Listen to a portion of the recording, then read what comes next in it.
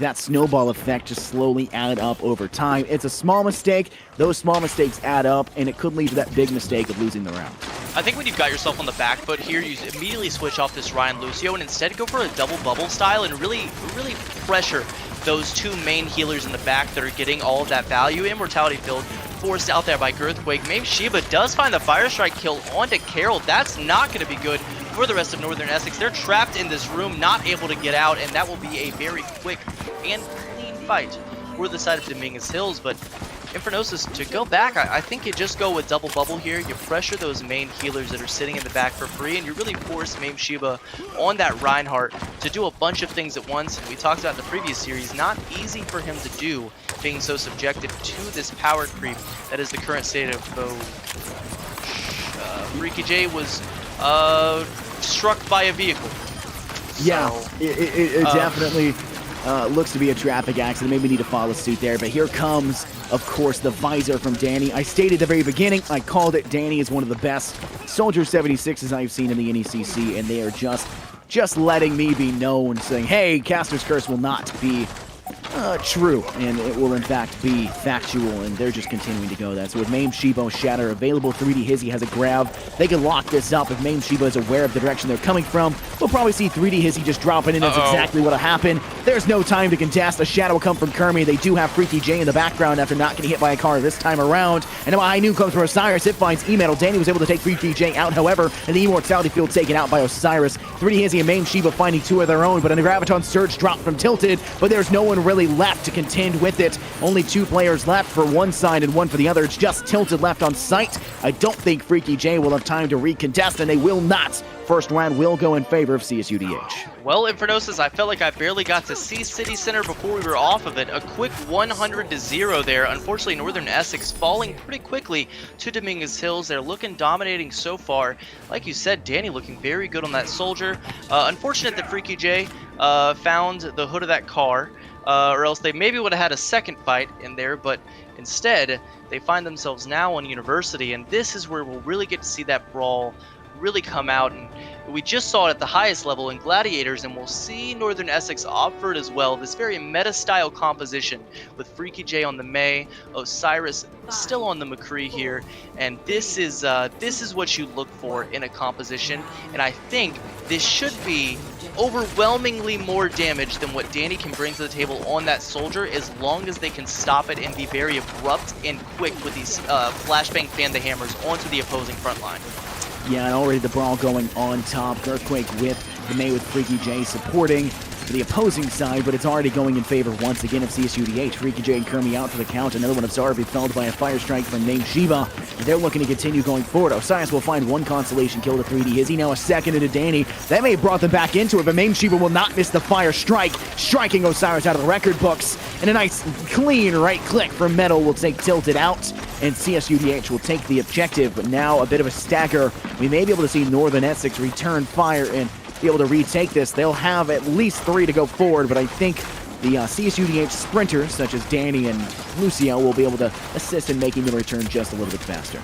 Yeah, Legs will make it back in time. Opposing walls go out. Immortality Field dropped a little early for the side of Northern Essex. That's going to be gone quickly here, but Mame Sheba does fall, and you see the speed boost here now from the rest of Northern Essex. They're going to want to get in here and fight as quickly as possible, are able to clean it up. Freaky J finding a couple good right clicks there. You do see Girthquake stalling for as long as possible. Just another form of utility and contention that May brings to the table. And about 40% in, Dominguez Hills will have to push back and now attack University against Northern Essex, who will get their first shot at defending here and see their first upward tick of percentage throughout this this Oasis map. Absolutely, and this is the first. And hopefully, if you're a Northern Essex side, it's not going to be the last. Girthquake will drop down a Blizzard. They will be able to escape out of most of it, but Kermie will not. Osiris gets a high noon kill to Danny, but Danny had just gotten a Helix rocket kill to Freaky. Metal finding Kermie out. They were frozen and now in an unfortunate position. You will see the beat drop from Metals. They keep them inside. But Night Fury and 3D Hizzy, they're uncontested. 3D Hizzy with a 3D quickie, finding all of them in the end. And now Northern Essex are back on the butt end of it, and CSUDH have retaken this point. Oh. You not like that one? I can't stand you, I think. You I think you're my like least that? favorite person, and there's a lot of people like that. lot, really. Yeah, I thought you Northern never left the Essex. room Shut before. up. Northern Essex is gonna try and contest here. Grabbed onto point. The Blizzard's there as well. This is huge for Northern Essex. They gotta kill the Immortality Field though. There we go. Finally, Kirby's able to swing forward, takes down Mame Shiba. The Shatter does connect with 3D Hizzy, who will immediately fall. Did I say Kirby?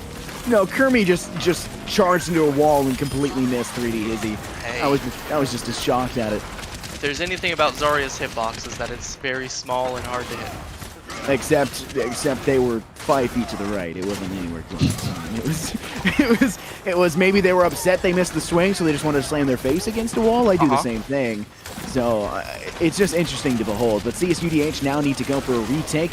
They've got the the ults to do ultimates. it too, yeah. Yeah, they've got it. I mean, Osiris can high noon if necessary. They will, in fact, hop that, and the wall will come down, but Night Fury taken out. So no chance of that extra support of the heals. Now having to rely entirely on Lucio, and of course, the healing field that Danny can bring to the table with Mame Shiba already low, and finished off by Kermie with a nice fire strike. It'll make things a bit more difficult, and now you'll see Northern Essex look to capitalize and maybe punish the last few players who were trying to escape away.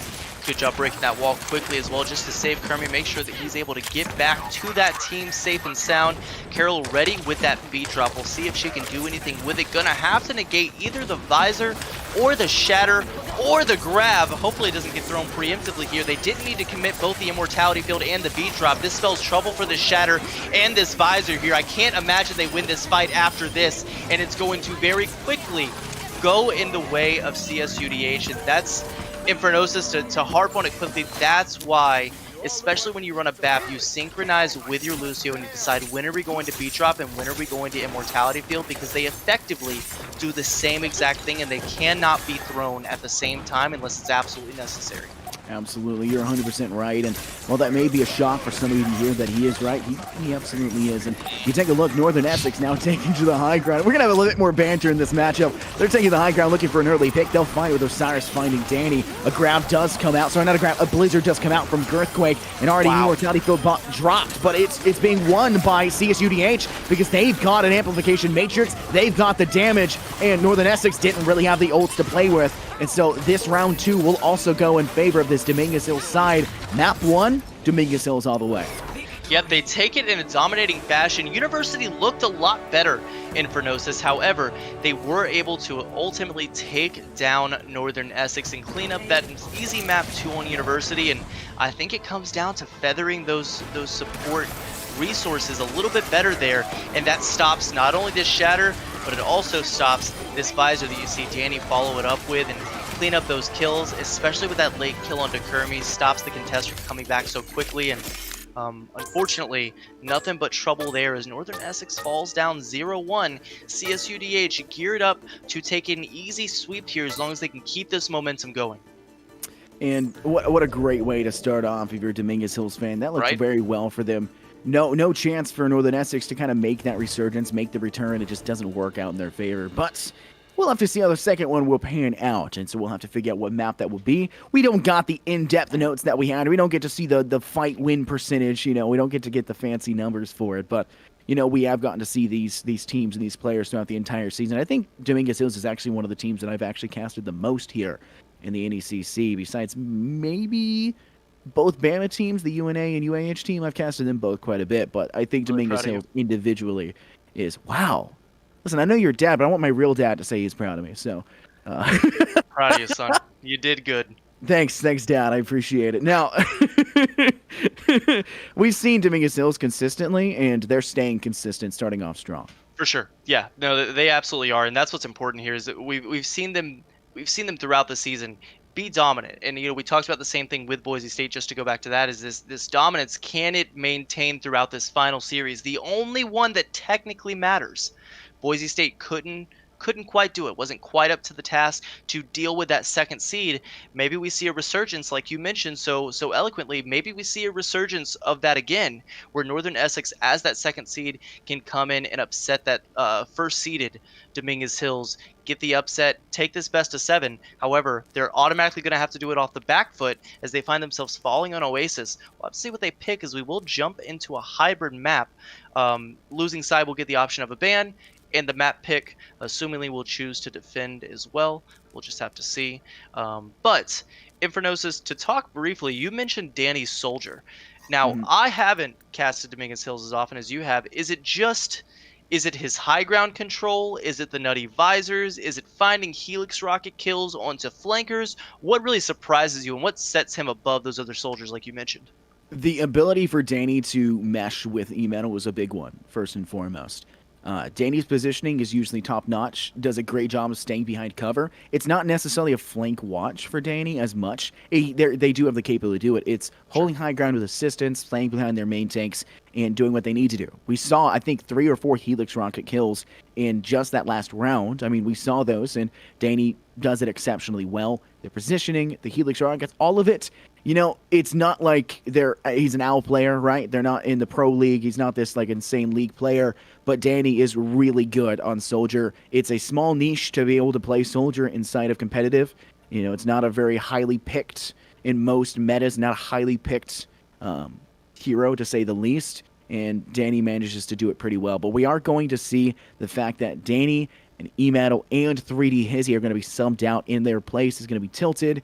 You're going to be seeing, sorry, as it switched my brain for a second. You're going to see Zero come in. You're going to see Enzo come in. You're going to see Seaweed Brain come in for this Dominguez Hill side. So we're not going to be able to see the Ana Visor combo, and we're not going to be able to see 3D Hizzy pop off on Zarya or Diva. But we will get to see Eichenwald, and this is one of my favorite maps. I think this was like my prime time of Overwatch when this map released. Yeah, and it's weird too, right? Because when I think about Eichenwald, I think about if there is, like you said, not very meta is that Soldier pick now, but if it can work, I think it's defense second phase Eichenwald.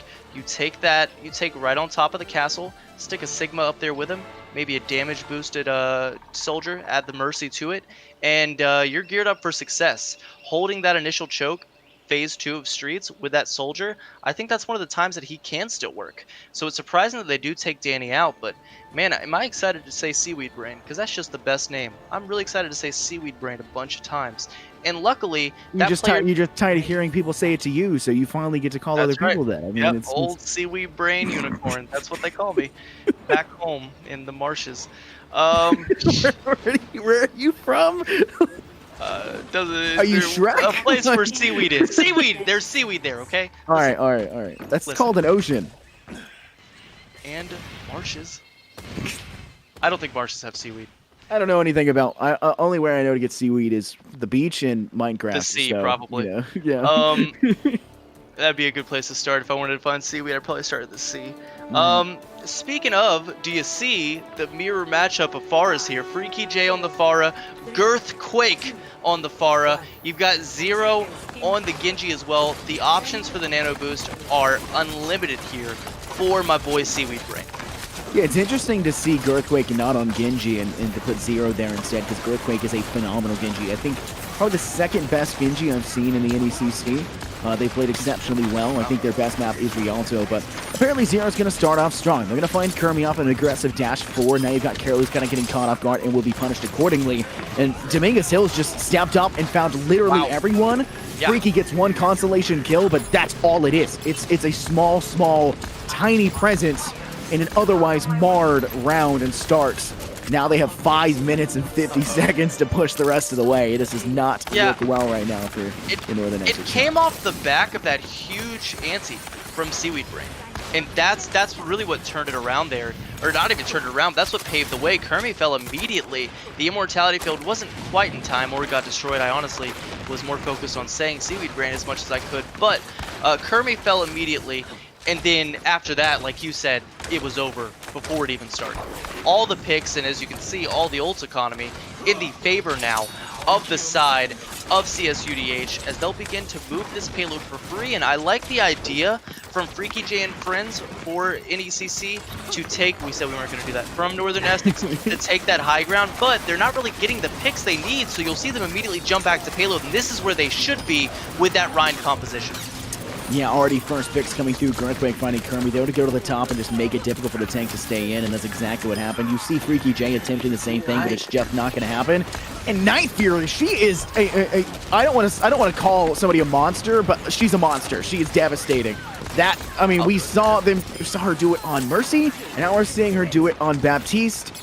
honestly, Baptiste's easier to do it on, but still with the ability and the technical skill to nail that, kind of wild. Girthquake with a barrage, soloing basically Kermi, does take an immortality field out of Zara, and Main Shiva will find Osiris with a nice charge in knocking them off the map. Yeah, you'll see them immediately push up here. At this point, Freaky J is forced to throw the barrage just to stop the staggers, and it still doesn't go in their favor. They do clean up Enzo and the Immortality Field that Night Fury threw out, but that Immortality Field was enough to save Maim Shiva, and that's a huge shatter, but I'm not sure the follow-up is there. That was a 5-man shatter to come through, but unfortunately it doesn't seem to really matter. Freaky J was only able to capitalize to 1 kill, now 2. Maim Shiva out for the count, so no mainline front tank. And now you're going to see Northern Essex trying to put the fight into their side and maybe push them in their spawn. Freaky J finds 2 again, so a 4K to end off that fight. They took Seaweed Brain and then knocked Enzo off the map. And they're going to get aggressive again. You can see Carol taking up the side with Freaky J. They're going to go to the high ground, maybe catch a player off guard. Already in a firefight with the opposing bar of Girthquake, but it's still anyone's battle, and just 2 single hits can entirely change the pace. Zara drops the damage amplification matrix, and this fight's can already start off strong. Yeah, in a weird spot is Freaky J and Carol. However, I like the idea of what they're doing. They're forcing the side of CSUDH to look everywhere. And once again, not something that Reinhardt's good at. Look at how out of place he is trying to get high ground just to allow for those hit scans, or excuse me, for the rest of the players of CSUDH to force out Freaky J. Now they're able to take this very aggressive hold on Eichenwald with just 2 players. The rest of them sit there at payload for free, and Freaky J and friends, 6 ults were up for a second there. Yeah, 6 ults were up for a second. Now they're not. So you're a liar. Well, okay, Girthquake popped the barrage. Okay, now they've used every single ult except for the shatter, and there is the shatter from Kermi, which actually does win them the initial fight. Zero does get nano boosted with the blade, finding themselves too, but ultimately, I think Northern Essex kind of wins out because they didn't need to use every ult in human existence to win it. Yeah, and there's only 2 people on point right now, so Carol's going to get that bubble, try and stop any sort of progression. No one's going to make it back before the side of Tilted does, so he's going to be able to hold point for free now, make space for Kermi to get back, and you'll see the rest of CSUDH kind of dial it back to that front corner, resustain themselves after that huge ultimate fight, and Osiris is going to end that fight, or excuse me, this next fight before it even starts, with that high noon onto Enzo. No res available for CSUDH, and they'll have to buy their time and wait. And all I can think about is Infernosis is that this would have been a 5.5-minute Eichenwald if not for that 5-man shatter from Kermi. Absolutely. And now they've got a good look at holding this. Yeah, I mean, basic, you're going to have the damage amplification matrix come up from Zara. You're going to have Valkyrie come up as well, but there comes the matrix. They're going to get an increased damage boost. Valkyrie will be popped as well, realizing that the health of the team was low. Carol will be able to assist in that aspect while Freaky J finds Zero. And while having a Pharah is strong by all accounts, being clustered inside these side pocket rooms is not the smartest decision for this Dominguez Hill side. They know that their main person they're having to deal with is Freaky J right now. They are pretty much putting their team of Northern Essex in their backpack, and they're just getting into rooms where they can continue to charge that ultimate and just dish out tons of damage off of that AoE splat damage. And I think we've seen this, unfortunately, far too many times from the Challengers division. It's their inability or their unwillingness to switch the composition. I don't think Genji continues to work here, and I don't think Nano Blade is a combo that you can rely on for point 3 while Freaky J is up in the air for free, wreaking all this havoc. A nice barrage comes through from Girthquake, and there goes the blade. No nano to back it up. Zero does find Osiris, proving you wrong in the aspect. Girthquake finds yet another into Zara. Maim Shiva finds Tilted, and this does look like we're going to see Dominguez Hills be able to force this back. I'm not sure we can see Northern Essex make the return. It will be close, and they cannot. Close. They just couldn't catch it in time. We didn't see the switch to a Tracer. We didn't see a ball, and it costs them the push through. And we're going to see Dominguez Hills make it with 1 minute and 57 seconds left. We'll just round it up to 2 minutes, and we'll just go ahead and say that it's a 2-minute clock. They made it all the way to the end. Now, Northern Essex has to replicate that same level of success. Yeah, they definitely do, and I think it's a lot better than seeing that 5-minute time bake that they were very close to seeing, and once again, goes with sticking Zero on that Genji for a little bit too long. The blade's finally there, almost paired with that Nano, not quite at the end, but able to clean it up in combination with Girthquake's Rocket Barrage from the Pharah there. Now, as they go to defend, they'll want to have a lot better of a hold than Northern Essex was able to put up, and they'll do it with an Ashe and a Tracer, but without the damage boost from Seaweed Brain or Night Fury, which I can respect in a Gladiators division. I'm not sure if I would run an Ashe in a situation like this without that damage boost of Mercy. However, it's their strat. They've got it figured out, so I'm assuming that we'll see some crazy plays from Girthquake, who has so far been pretty nutty on the DPS he's chosen. I think a lot of it might just come down to getting Girthquake to hit one shot, and then Zero, who's going to be a constant thorn in the opposition's side to finish it off. And if there's a team that can pull out that level of coordination, I would probably expect it to be Dominguez Hills. They've got good communication. They work extremely well together, and they've been super consistent. They have like 3 extra subs just in this match watching, and have been already subbed out once. They've got people that they're rotating in. If they're able to keep that level of coordination with that many people, it's pretty constant. They're very consistent about that. But a flank play does go around, you can see, and I don't know if it's actually being watched in the moment because we don't actually have the observer view in front of us, but Freaky J and Carol are flanking all the way through, hoping to get the backside of the opposition. But because of that, you're now seeing the side of Dominguez Hills take the aggressive stance because they know that Northern Essex is 2 players down. Yeah, they are. I mean, immediately you'll see Mame Shiba take that pin in, get the bubble as well, just wants to make his name known on point for this defense, and the fight will stop briefly for Northern Essex, but they'll want to walk right in here. A little bit slow on the rotation, but Osiris still able to find a pick onto Night Fury. Both Immortality Fields taken down, but not before Osiris and Freaky J are able to find those picks, and Northern Essex should have this in the bag as far as an attack is concerned. Yeah, some Seaweed Brain does get an answer into Osiris, but I don't think it's necessarily going to be a big difference. It's just Zero. They have a pulse bomb. Not expecting to see the most fantastic play to go for it, and they will in fact be felled by Osiris. The stun narrowly misses as they had, dashed away, but they'll still be able to collect and clean up with the last kill. And now this is where the high ground will be held by this Dominguez Hill side. You're going to see Night Fury up top. You're going to see the Ashe player of Girthquake up top. And this is where even more poke damage from this Tracer of Zero will just be able to stack on and add up, because you just have free reign from above and free reign from the sides. Yeah, absolutely, and I like this call here as well to keep Mame Shiba on the low ground. That allows Girthquake to have all the space in the world. No one's addressing him high ground because they all have to look at Mame Shiba. However, Osiris getting a pick onto Zero could open this up differently, but still, you see the side of CSUDH push forward because the Bob is there, and that will stall, at least for now, the attack from Northern Essex. But here comes Kirby on a rampage, but taken out by a fire strike from Mame Shiba. Ooh, a Graviton Surge does come out from Tilted, looking to step forward, but Kirby has been slept in the process. Mame Shiba now nano boosted out. They're going to go with a Fire Strike, looking to step forward. Mame Shiba does have Shatter, but Kirby's low, using an Immortality Field to stay alive. Freaky J felled by a Dynamite from Girthquake. Traded Shatters, and that one might just be the end. Mame Shiba doing so much damage on top. Night Fury and Zero cleaning up on Zara and Kirby, and it looks to be Dominguez Hills just getting the last few ticks of damage to Tilted, and they're able to take a step back after having a dominant performance and winning that team engagement. I love the Rhine 1v1. It's so fun to watch the mind games. Mame Shiba allows 2 of his team members to be shattered. That forces, not forces, but that makes Kermie put his shield down because he wants to damage those people on the ground. Mame Shiba takes that opportunity to throw the Earth Shatter himself and finds 4 with it. That cleans up the fight for the side of CSUDH, and Osiris unable to find anything with that high noon. The late Immortality Field stops that.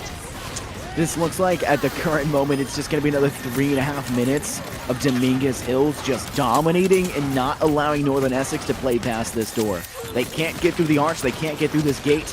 They've made it about 5 meters past it, and I would love to know what that actually is. I'm American and don't know actual distances, but they haven't made it very far, and they're struggling to continue to do so. Stop laughing at that. Why is that the joke you laugh at? And it just seems to be that Dominguez Hills is making it near impossible for the Northern Essex side to go through. Producer, if I wanted to learn, I would have paid attention in high school. Well, to talk about Overwatch for a while, I think honestly, I don't see a reason for Northern Essex to be switching this up. I don't know why they're not just running Carol on Lucio now. I get the idea of wanting to match the double healer comp that CSUDH are running, but if they had a Lucio, they'd be able to avoid this high ground and just walk forward for free. They did win a fight while you were talking about elementary math, and now Zero is able to take out Freaky J. Not ready with a high noon yet, but he's got the high ground, and No one's up there to stop him just yet. However, Bat missing some heals, missing the anti-nade. There we go. We finally got Zero some help. After we missed the bio nade on him and 4 BAP shots, he's able to get a little bit healthier. I love to see it. He's going to hold that high ground for free. Going to opt back to play the Brawl, though. He's behind them. He wants to find something crazy with a flank. Yeah, that Graviton Surge makes massive impact, but Immortality Field will save a lot of it off. But Kermie does find a pick to main. Shiba free fragged back by Night Fury. It's an attempted visor from Osiris, but immediately removed. You'll see Carol revive Kermie. Freaky J trying to keep this one alive with the Storm Arrow to 0. A Shatter goes through. This finds 3. This might be enough with the Dragon Strike comboed. It takes 2. Kermie might just save this one with a friendship.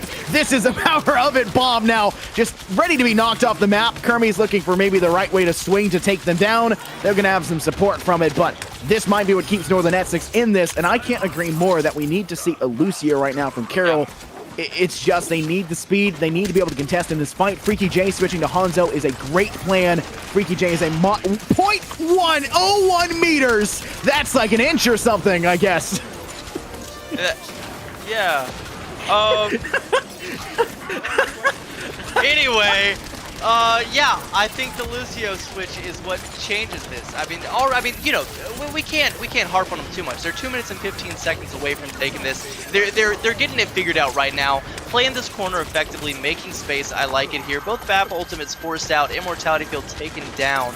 Night Fury unable to have one of those for this upcoming fight. And Mame Shiba finds a Fire Strike kill into Osiris. They're gonna have to commit the Nano. You know, they probably didn't even have to do that. After Mame Shiba found that Fire Strike, after Night Fury's Immortality Field was taken down, I honestly think that CSUDH just walks forward without any ultimates and is able to take that for free if they play it safe and carefully enough. But they commit the Nano to it, commit the Shatter. They're able to find the kills all the same. And Carol does go to that Lucio. I think a smart move here is they'll want to take this Brawl quickly. Ooh, yeah, well, okay. That was a smart move, but Zero says, Zero my hero for Carol, and not allowing them to even step out of their spawn for any eventful impact. And now you're going to see a Graviton Surge. This actually goes to the payload comboed with the Dragon Strike. No one to really assist. It's Freaky J in the feed, finding 5. It's going to be Bomb on the feeds. It's a 7-player feed. Freaky J got 5 of those tilted, found an actual player, while Zara helped out, I guess. They got Bob. You know, it's fine. It's not a big deal or anything. It's a new series, so I get another one, but that's just an unironic sheesh right there, you know? That's just another sheesh. That's true. You've used your sheesh now. It's really difficult to do more. Yeah, maybe I should have saved it, you know? No, that was a good moment. Too early. It's a good moment. That's a good moment. We're going to have to see another good moment, though. Northern NECC is running out of time. A big Shatter does come through. It actually managed to connect to, I believe, only one, though. An Immortality Field with the Amplification Matrix down will make it a little bit easier. Mame Shiba finds a kill to Osiris with a Fire Strike. They'll drop their own here. Zara puts the Matrix down. Mame Shiba goes for the Shatter, but it's blocked by Kermie, who got bubbled up. But Mame Shiba is nano boosted and can just walk in and swing in. Nothing that really Northern NECC can do to stop it. They'll just take this L, and they'll have to pray they can make it back in time, but I don't think it's going to happen. They are stressed for time, and they're not going to be given the space to do so. 10 seconds left. Tilted wanted to keep that charge so badly on the Zarya. Kermie going to try and walk forward. And Carol is there to help, has to walk forward and contest point herself, though. Gets felled by Night Fury with that headshot, and CSUDH take Eichenwald up 2-0 in the final series. Once again, Night Fury on the support is fragging out Infernosis. It's a problem. Absolutely is, and I think this is the shot heard round the world right here. This was a very well done. A sheesh heard round the world. Yeah, that's definitely not going to go in some YouTube montage of Dumbcasters moments like. There isn't one of those, is there? I don't want to be in I sure hope not. Because Yeah. I am the sole proprietor of that at that point. I think that I have that one in the bag.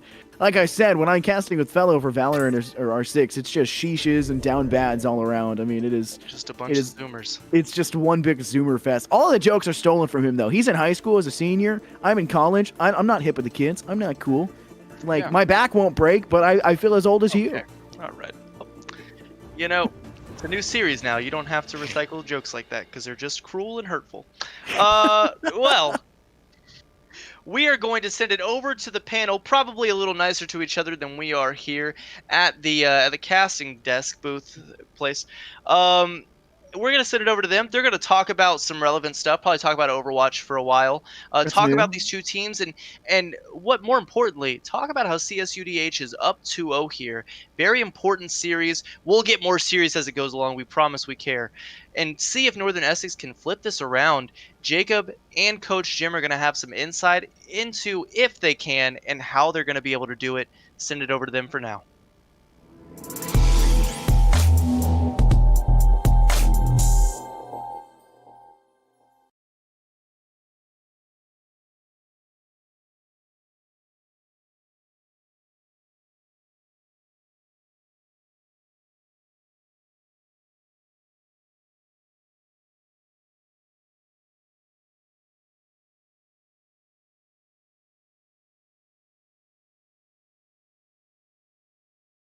How are we doing, folks? We're at the break here.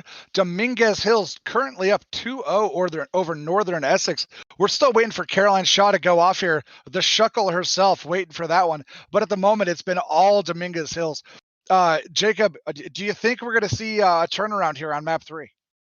I don't. So far, CSU has just been on a terrific.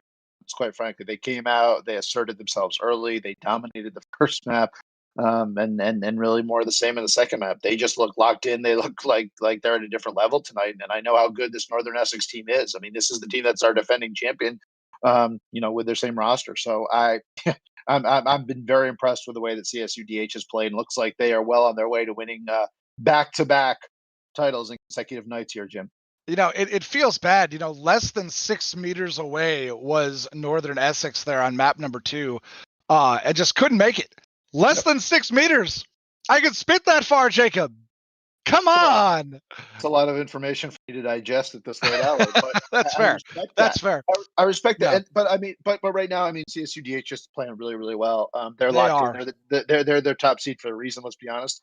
And there's, I'm not saying that Northern Essex can't come back and do this, because I can, and they're a champion. And they will regroup. I think this is a very good opportunity for them. Discuss some things internally, sort of catch your breath, say, all right, we've been knocked on our heels a little bit. Let's see what we're made of. Are we going to roll over and call it a night? Or are we going to fight back, punch back, and win this third map and make this a series? And that's what we'll see. We talk about it all the time, the mental. And it's something that a lot of people don't think about, but the mental is so big in games like this, especially you're down 2-0. Just have to come back, have to get yourself in that right headspace just to be able to do what you have to do. Sorry, Jim. I think that the mental at this level is the difference. I think everybody physical skill wise is pretty similar. I think it's how you respond, how you communicate. Probably minor tweaks and adjustments in game, but that mental aspect is the difference, because everybody's at a comparable level in these divisions, and that's the difference. How do you do those little things like the mental aspect of the game? That's the difference a lot of times between a win and a loss. Quite simply. And that it is, but that's what it's going to have to be right here. Northern Essex, they're going to have to come back. They're going to have that mental. They're going to have to come out at something we talked about earlier, bully the bully. You got to come out and you got to throw your best punch right off the bat. You got to take a little bit of the momentum back, and then you got to try to ride that momentum as far as it'll take you. I'm tripping on myself here. You can tell we've been here quite a while at the desk. Mr. Producer, how much longer we got? Alrighty. So about a minute left. Nobody really asking any fun questions in Twitch chat. I blame you for that Twitch chat. Ask better questions, you'll get better answers. But no. So do you think it's the sweep, Jacob? You think it's the full sweep, or do you think Essex takes one? I don't. I think Northern Essex will get one here. I don't think this is over, frankly. I think Northern Essex can come back. But I think you're right. They need to assert themselves. They need to get some confidence in this third map and begin to say, hey, we belong. We're good enough to compete tonight. Because so far, especially in that first map, I just thought CSUDH came out like a heavyweight fighter throwing haymakers, and they landed. And that can knock you on your feet, especially a Northern Essex team that the only other tournament run in the NECC they're used to, they ran through and they won. So now the challenge is on them to punch. There we go. I think they might take 2. I think this might want to go 4-2. I'm thinking 4-2 is what it's going to go. But then again, if I say 4-2, I never said who I thought was going to win. So Mr. Producer has told us we're good to go, so we're going to go back to Infernosis and Unicorn for the call for map number 3. Third time.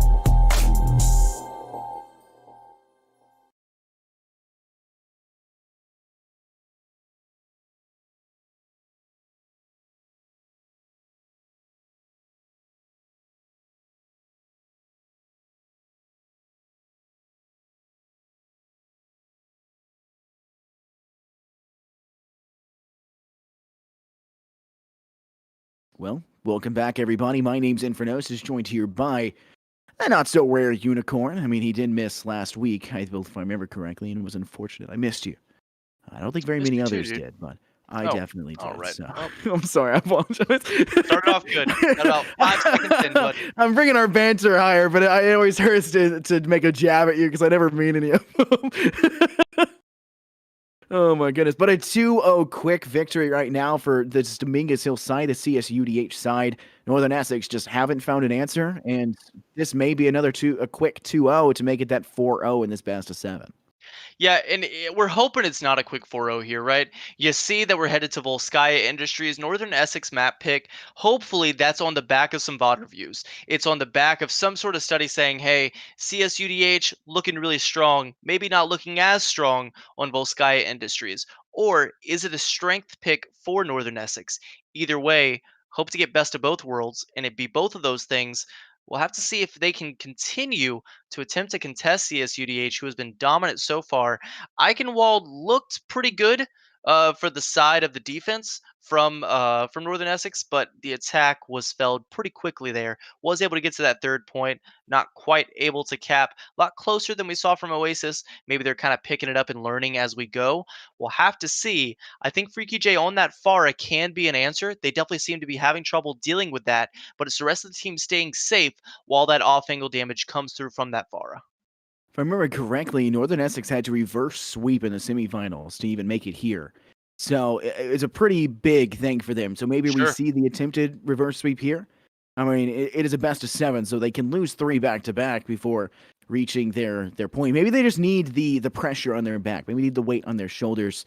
Well, they've got the weight of the world. They've got the weight of this division, the weight of the NECC for the Northern Essex side on their shoulders. And it's going to be a tough one to say the least because CSUDH is a team that is a force to be reckoned with. They are, by all means, insanely strong. But Volskaya, we've already seen it once today, and it was pretty interesting to behold. It did come down to, I think we saw second point was somehow easier to cap than first point, which is not usually how it's supposed to go. Yeah, definitely not. And I think to go back to what you were saying, it's important to kind of be that underdog in the series because you kind of get all the momentum and all the morale, not the momentum, excuse me, but the morale from the previous teams in your favor, right? Like if I get 4th place, I'd rather see the 2nd place underdog take out the team that absolutely dominated my division, right? I think you want to see, we've mentioned it a bunch of times, that David and Goliath story, you want to see it come to fruition, right? You want to see CSUDH fall to Northern Essex if you're all those other teams that got absolutely steamrolled by CSUDH throughout the regular and then a portion of the postseason. Can Northern Essex do that? Can they ride off the high that was that semifinals win in that reverse sweep?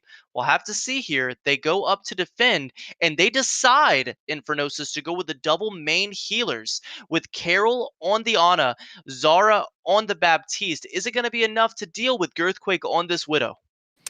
It's going to be interesting. Obviously, I like to see the Widowmaker, but I do like to see the double sniper comp coming out from Northern Essex. They brought out Hanzo, they brought out Ashen. Now they've managed to go trade for trade. Metal does find Osiris, and it's going to be a rebrack as Metal's going to be brought back to the fight, but Mame Sheba taken out by Tilted, and so now a little bit of a regroup kind of has to come forward for this Dominguez Hill side. It looks to be that Northern Essex is just going to continue to swing forward quite physically as Kermie collects 3, and Freaky gets a nice headshot kill with a Storm Arrow to Danny. They'll shut that down, and I want to take a note here. We do, in fact, see Dominguez Hills once again trading out those 3 players. They're going to bring back Tilted. They're going to bring back a Freaky J. Oh, no, it was Osiris, and they're going to bring back Zara, if I'm correct. Yep. My brain And may be a Danny little comes wrong on back. that. And Danny, yes. Yep. Danny comes back as well. My And brain I rocks think out. that's what makes it hard to prepare for a team like this, right? Is you don't know what players you're playing against for each map. You come in and all of a sudden there's 3 subs here, 2 subs there, and you find yourself having to prep for a total of 9, 10 players. That definitely makes it infinitely more difficult. Well, a shatter does come through. This is coming from Kermi. They managed to collect a lot of kills, so they got the charge pretty quickly, but Immortality Fields traded out. Freaky J finds Danny on the first pick for this fight, but now Kermi's shield is out, and Mame Shiba has free reign. They'll drop the shatter as well. It only finds one, because Tilted is able to block most of it, but Osiris finds two as an Ash. Tilted cleans up the 3D Hizzy, and Osiris finds Girthquake. It seems to be the snipers for this Northern Essex side, just finding more success than this Dominguez Hillside can manage to muster up from their attempts. Yeah, and I feel like I'm repeating myself because we've had a very long series behind us, but a lot of new people here, and we talk about the ult economy in these 2 CP maps. If you can win that first fight, that leans the ult economy and the rest of the Ws in these team fights in your favor for the entirety of the defense. Definitely makes it harder when Osiris does fall to that Girthquake headshot, but look at all the ultimates they have. Here comes the Grab Dragon combo. Someone's got to kill Immortality. Kermi is able to do that, and very quickly, you see them dump a lot of ultimates, but they do come out with a team fight victory. And what did that team fight earn them, Infernosis? It got them an Earth Shatter and an Amplification Matrix. Now, all of a sudden, they're geared up to win the next fight as well. Yeah, they managed to stagger Night Fury as well. She took a dive exceedingly late. That's going to be a lot of time bought. A very nice job from Northern Essex to do so. They haven't looked hot the last 2 maps, but they're looking exceptionally hot right now. And I hope that's not a caster's curse to go through for it, but they have managed to hold out. You can have the Amplification Matrix come from both sides. A grab does come out from 3D Hizzy. Kermi does get a Fire Strike kill to Danny, but a Shatter attempted. Kermi will fall before they're able to, because Emedo managing to pick up 2 onto Carol and Kermi, and now they're trying to take a step back, but it does seem to be that Dominguez Hills has found themselves a little bit of success and are continuing to try and act on it. Tilted just trying to output as much damage as possible. Mame Shiba exceedingly low, but now being supported. Freaky J solo targeting out the opposing Ana of Night Fury and is just unable to clean up the kill onto her. It's exactly who you needed to stay alive there, though. If you want people contesting for those last few seconds, you want it to be that Zarya who's building up that Graviton Surge charge. Tilted is able to get 85. Freaky J was alive as well, not quite able to find the hits there with those tree logs as arrows, as we call them. Not quite able to connect with anybody, only 55 here, but they're going to be having a grab ready to go here in just a few seconds to help defend. But for the side of Mame Shiba and friends, they have plenty to go, as well as this Nano's coming up and the Visor's ready for Danny. Yeah, Osiris finding an opening pick in E-Metal in this fight. May set themselves up to try and steamroll in another direction. Tilted will drop a Graviton Surge, but a High Noon comes out from Girthquake. Could be a little bit more successful, but this wall from Kermi does deny, but now the shield out for the count, and we'll have to try and regain that charge, but now no one really left to damage now, because Freaky J is able to collect yet another log kill. You say Timber, and he will be felled because of it, and it sets them up for another bit of a regroup forced by Dominguez Hills having to take a step back. Haha. Not easy for me to say, apparently. Yeah. Good tree joke. So you see CSUDH, they have the ults available. They want to walk forward, honestly, pressure shield and shatter, but they need to get this nano visor out. Instead, they throw the nano onto Mame Shiba here. That's going to be plenty to sustain. Kermi finds himself inside of an anti-grenade. Not going to spell, well, wow.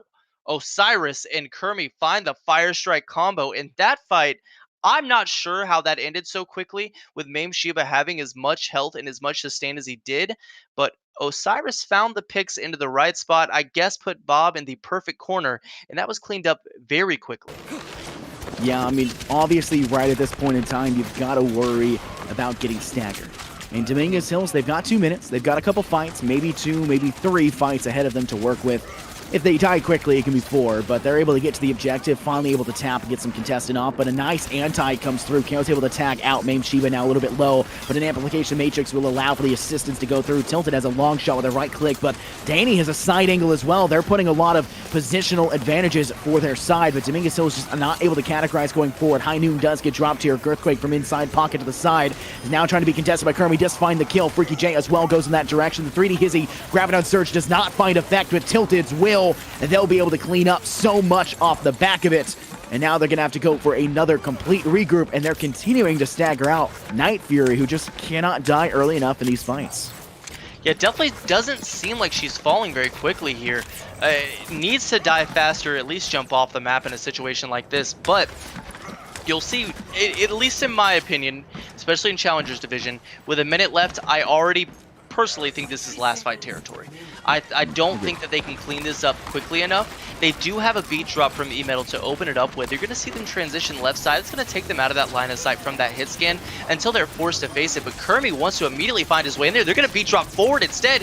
Try and walk forward here. Kermi's in trouble. Needs to get sustained. Can't lose line of sight like that. Gonna get booped back by the enemy Reinhardt of Main Shiba. Still with a shatter to his name. He's going to pin forward, take control of this objective. Freaky J is able to pick up one. It might just be a consolation kill. They're now trying to get E-Metal, and they will be able to stun, but not be able to complete the kill, though. Right at Lucio doing what it does best, and I don't think they're going to make it back. There's no chance. The charge gets shattered down, but they will be able to touch off of Zara, and now it's a literal micrometer away. You do see Danny's visor come through. Mameshiba was able to knock Kermi off, but they also fill up the map as well. They're being able to contest. Tilted is just spinning to win, and that might be what you need. It's not a gamble here. They're taking it all in stride. Another high noon comes from Freaky J. They're able to get some tag damage off. It doesn't manage to kill anyone in the process, and they will be able to step. No, wait, did they step off? They did. Yep, they did. It just got C9'd. Oh. Wow, and that was off the back of, I'm not going to lie to you, a horrible decision from Mameshiba. He took Kermi off the map as the Reinhardt when the spawn advantage for the defensive side, I mean, the door is right there. It's definitely in favor for Kermi to get pinned off and take Mameshiba with him. Instead, what looked like it was going to go back into the favor of Northern Essex, they C9 it, and in overtime, CSUDH are able to scrape by luck alone 2 points here on Volskaya, and now they'll get to defend and hopefully try and avoid the same tragedy.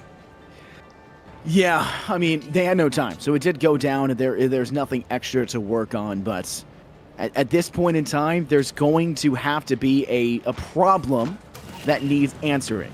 Whose fault is it? I don't necessarily you can blame any individual person. I think Northern Essex just had their hands full. I blame you. You blame me? That's actually probably a good call. I mean, apparently Chad didn't have game volume, so we just weren't making the right audio noises. They didn't hear the footsteps on the objective. They just didn't have any audio. We weren't making the footstep noises. Yeah, my beatbox class is just not coming to fruition here. You taking a beatboxing class? Oh, no. No. I do underwater basket relay. That's what I do instead. So. Underwater basket relay. Relay, weaving. Weaving. Oh, Yeah. oh. I thought like underwater basketball, you know? No, that'd be cool, actually. Do you think they have any of that on Volskaya? The iced water? Probably pretty cold, you know? Yeah, I mean, it Girthquake, would be, that was a nice. nutty one clip. That was actually a crazy one clip. That was just clean by Girthquake there. That brings still has high up ground over advantage. 20%, yeah. I mean, Yeah. that is a massive ult charge boon right at the start of the round. And a second. He's Okay. fragging out. I mean, He's it's so impossible to be able to figure out what Girthquake's even doing. They just cannot deny it. Now at 55%, it's just already climbing up to the 60% margin. Nobody else is anywhere close. Carol is climbing slowly up to try and match, but that's a support who is in desperation, dire straits to try and get their team healed up to fight it off. But Girthquake is now at that 80% margin. Danny will be taking out an immortality field from Zara, but now you've got 3D Hizzy sitting inside of their own. That's Night Fury. She's dropped theirs off. Now running out of time, Mameshiba needs healing to support, but a full charge Tilted will be able to help and support. Girthquake does get Pulse Bomb burst, and Freaky Nano, J will do pay it. the price accordingly. Do it, Nano Kermi. Nano Kermi, yes, that's a huge Nano. Gets it before E-Metal does. That should be enough to frag forward onto Mameshiba. It absolutely is. Carol saves the day, builds up the Nano the Nano fast, and ends up throwing it onto Kermi. That should be enough to close this point out, but Danny's ready with that visor. Not able to find any picks as of yet, though. Barely staying alive. Tilted now has grabbed to maybe try and assist. Night Fury will try to jump up, but will just become a skeet shooter, the old duck hunt, and they'll be cleaned up accordingly. And like you said, when Carol's boost to go onto Kermi getting that shatter first, Mameshiba just not able to do the same level of contention, was forced to kind of take a step back. You saw the Night Fury had used the Immortality Field to assist both 3D Hizzy and Mameshiba, and they weren't able to brawl like they initially had wanted to, and Kermi was, which then gave them the charge. I like your cat behind you, just FYI. Thanks. Anyway, yeah, Carol being able to find that nano boost is what turned that around. Now Kermi instead finds himself an anti to Osiris as well. Gonna need to be sustained before Girthquake finds him. Finds the recall. Someone needs to get Osiris some heals here. Is it gonna fall? They're all turning for this Tracer. Girthquake finally falls. They're gonna be able to push in here, but Girthquake's gonna be back so quickly that I'm not sure it's gonna matter too much. Already spawned here is Girthquake gonna come in. A huge anti from Carol onto the side of 3D Hizzy. That does end up taking down that self-destruct ready D.Va, and now Kermi's going to brawl forward, and this is looking like a great attack for Northern Essex and Pronosis. Yeah, a massive anti through and through, and it was able to find much success. Carroll now boosting onto Kermi. Kermi's able to just stay on site and swing. The spawns will favor the defenders, but at this point in time, when you've got so much ults to go off of and play with, you can go. Zara narrowly getting back into the safety of the shield of Kermi, but Kermi's been anti to High Noon dropping out now. It'll be Freaky J finding Main Sheba, who attempted to charge onto site and cannot survive. It is just moments away, but a blade comes out from Osiris to try and finish this and make it a done deal. Danny sprinting on. You've got assistance from Girthquake, and they'll be able to take Freaky J, but they're forced to recall, and they're going to have to hop off slowly but surely. 3D Hizzy to Hammonds, and now Shatter for Shatter. Main Sheba finds Kermi and a few under the stun, but it does not look like Northern Essex wants to hop off this. They're still winning every engagement. They are winning the engagements, and it's just last-ditch efforts for the side of CSUDH, and 3 minutes and 31 seconds on the clock means that this is no longer winnable from CSUDH. We have officially, no matter what, found ourselves in at least a Game 5. At best, Northern Essex is able to take this with a 3 minute and 30 second time bake. They want to find their first tick here, or they draw it and we go to map 5 no matter what. At least Northern Essex is able to answer some of what CSUDH is doing, and they're geared up now to take this 2CP map from them pretty definitively. It's going to be interesting to see whether or not this Northern Essex squad has what it takes to dethrone Dominguez Hills. I mean, there's a reason they're first seed, and they're definitely making them now have a run for their money on this map. It didn't necessarily look that way in the last two, but when you watch this one through and through, it definitely is Northern Essex that's taking a very substantial lead, and the scoreline shows it. They've got 3.5 minutes to work with. They don't got to do much with it. They handled it before. They just got to let Carroll get the boost onto Kermi, let Kermi charge and get that brawl a little bit more substantiated before Mama Sheba can, and then act off of it and just proceed to snowball through this Dominguez Hills defense. Yeah, it's going to be difficult as far as an attack is concerned. They've got the double hit scan on both sides. However, Girthquake and Danny kind of naturally have that staging formation where they can choose where they hold as that hit scan. Makes it harder for Freaky J and Osiris to find those line of sights as long as Girthquake and Danny don't allow for them to. They've got to overextend through that choke just to get into those hit scan duels. I think instead they pressure that shield, really enable Kermi by putting a lot of pressure onto Maim Sheba and the shield that he's holding up right at Truck here, and instead it looks like they'll opt to go top right. Like to see them do it with once again a Lucio, but that double main healer comp has worked out for them so far. Yeah, an unfortunate positioning. Freaky J and Osiris are going to take a lot of damage as they cross through, which will allow for Zara and Carroll to get their charge up, but it also charges the opponent's damage as well. So they're going to now drop back to the low ground. They'll have two situated up high, typically your Ash player to gain sights. Freaky J's got a flank, a stun. They'll find the first kill into Earthquake. Kermi gets a nice fire strike and a cleanup kill to 3D Hizzy and Main Sheba. And this is going to be Northern Essex. They've managed to swing through just metal, and they will not be made of metal, just paper, as they get torn straight through. And Northern Essex will in fact take this map 3. Northern Essex proving that CSUDH is in fact mortal, and they can not only win a map, but they can do it decidedly, as they prove on Volskaya. I think we might have another Infernosis series on our hands. We very well might. And I mentioned that last night, and I got yelled at by the Observer because it was 3 a.m. So, while unfortunate for our next line of casters that they have to go until 2 a.m., 3 a.m. as well, we might have another series, so we get to enjoy that. And they've got to wait their turn and watch the next one, and that one could be a series as well. Let's go ahead and jinx it for them so that they get full time in. This is the playoffs. They've all earned their way to get here. It would be a shock for it not to be a series.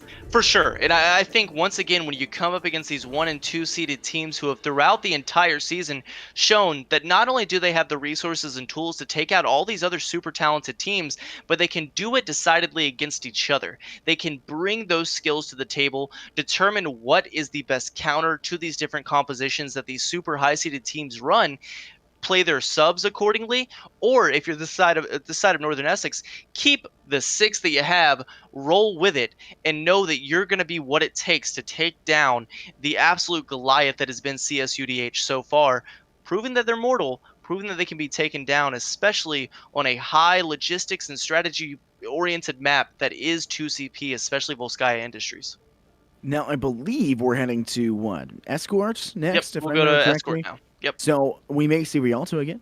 We may see Hopefully. Yeah, I love Rialto. Rialto's a Yeah, very me too. fun Me map. too. Big fan.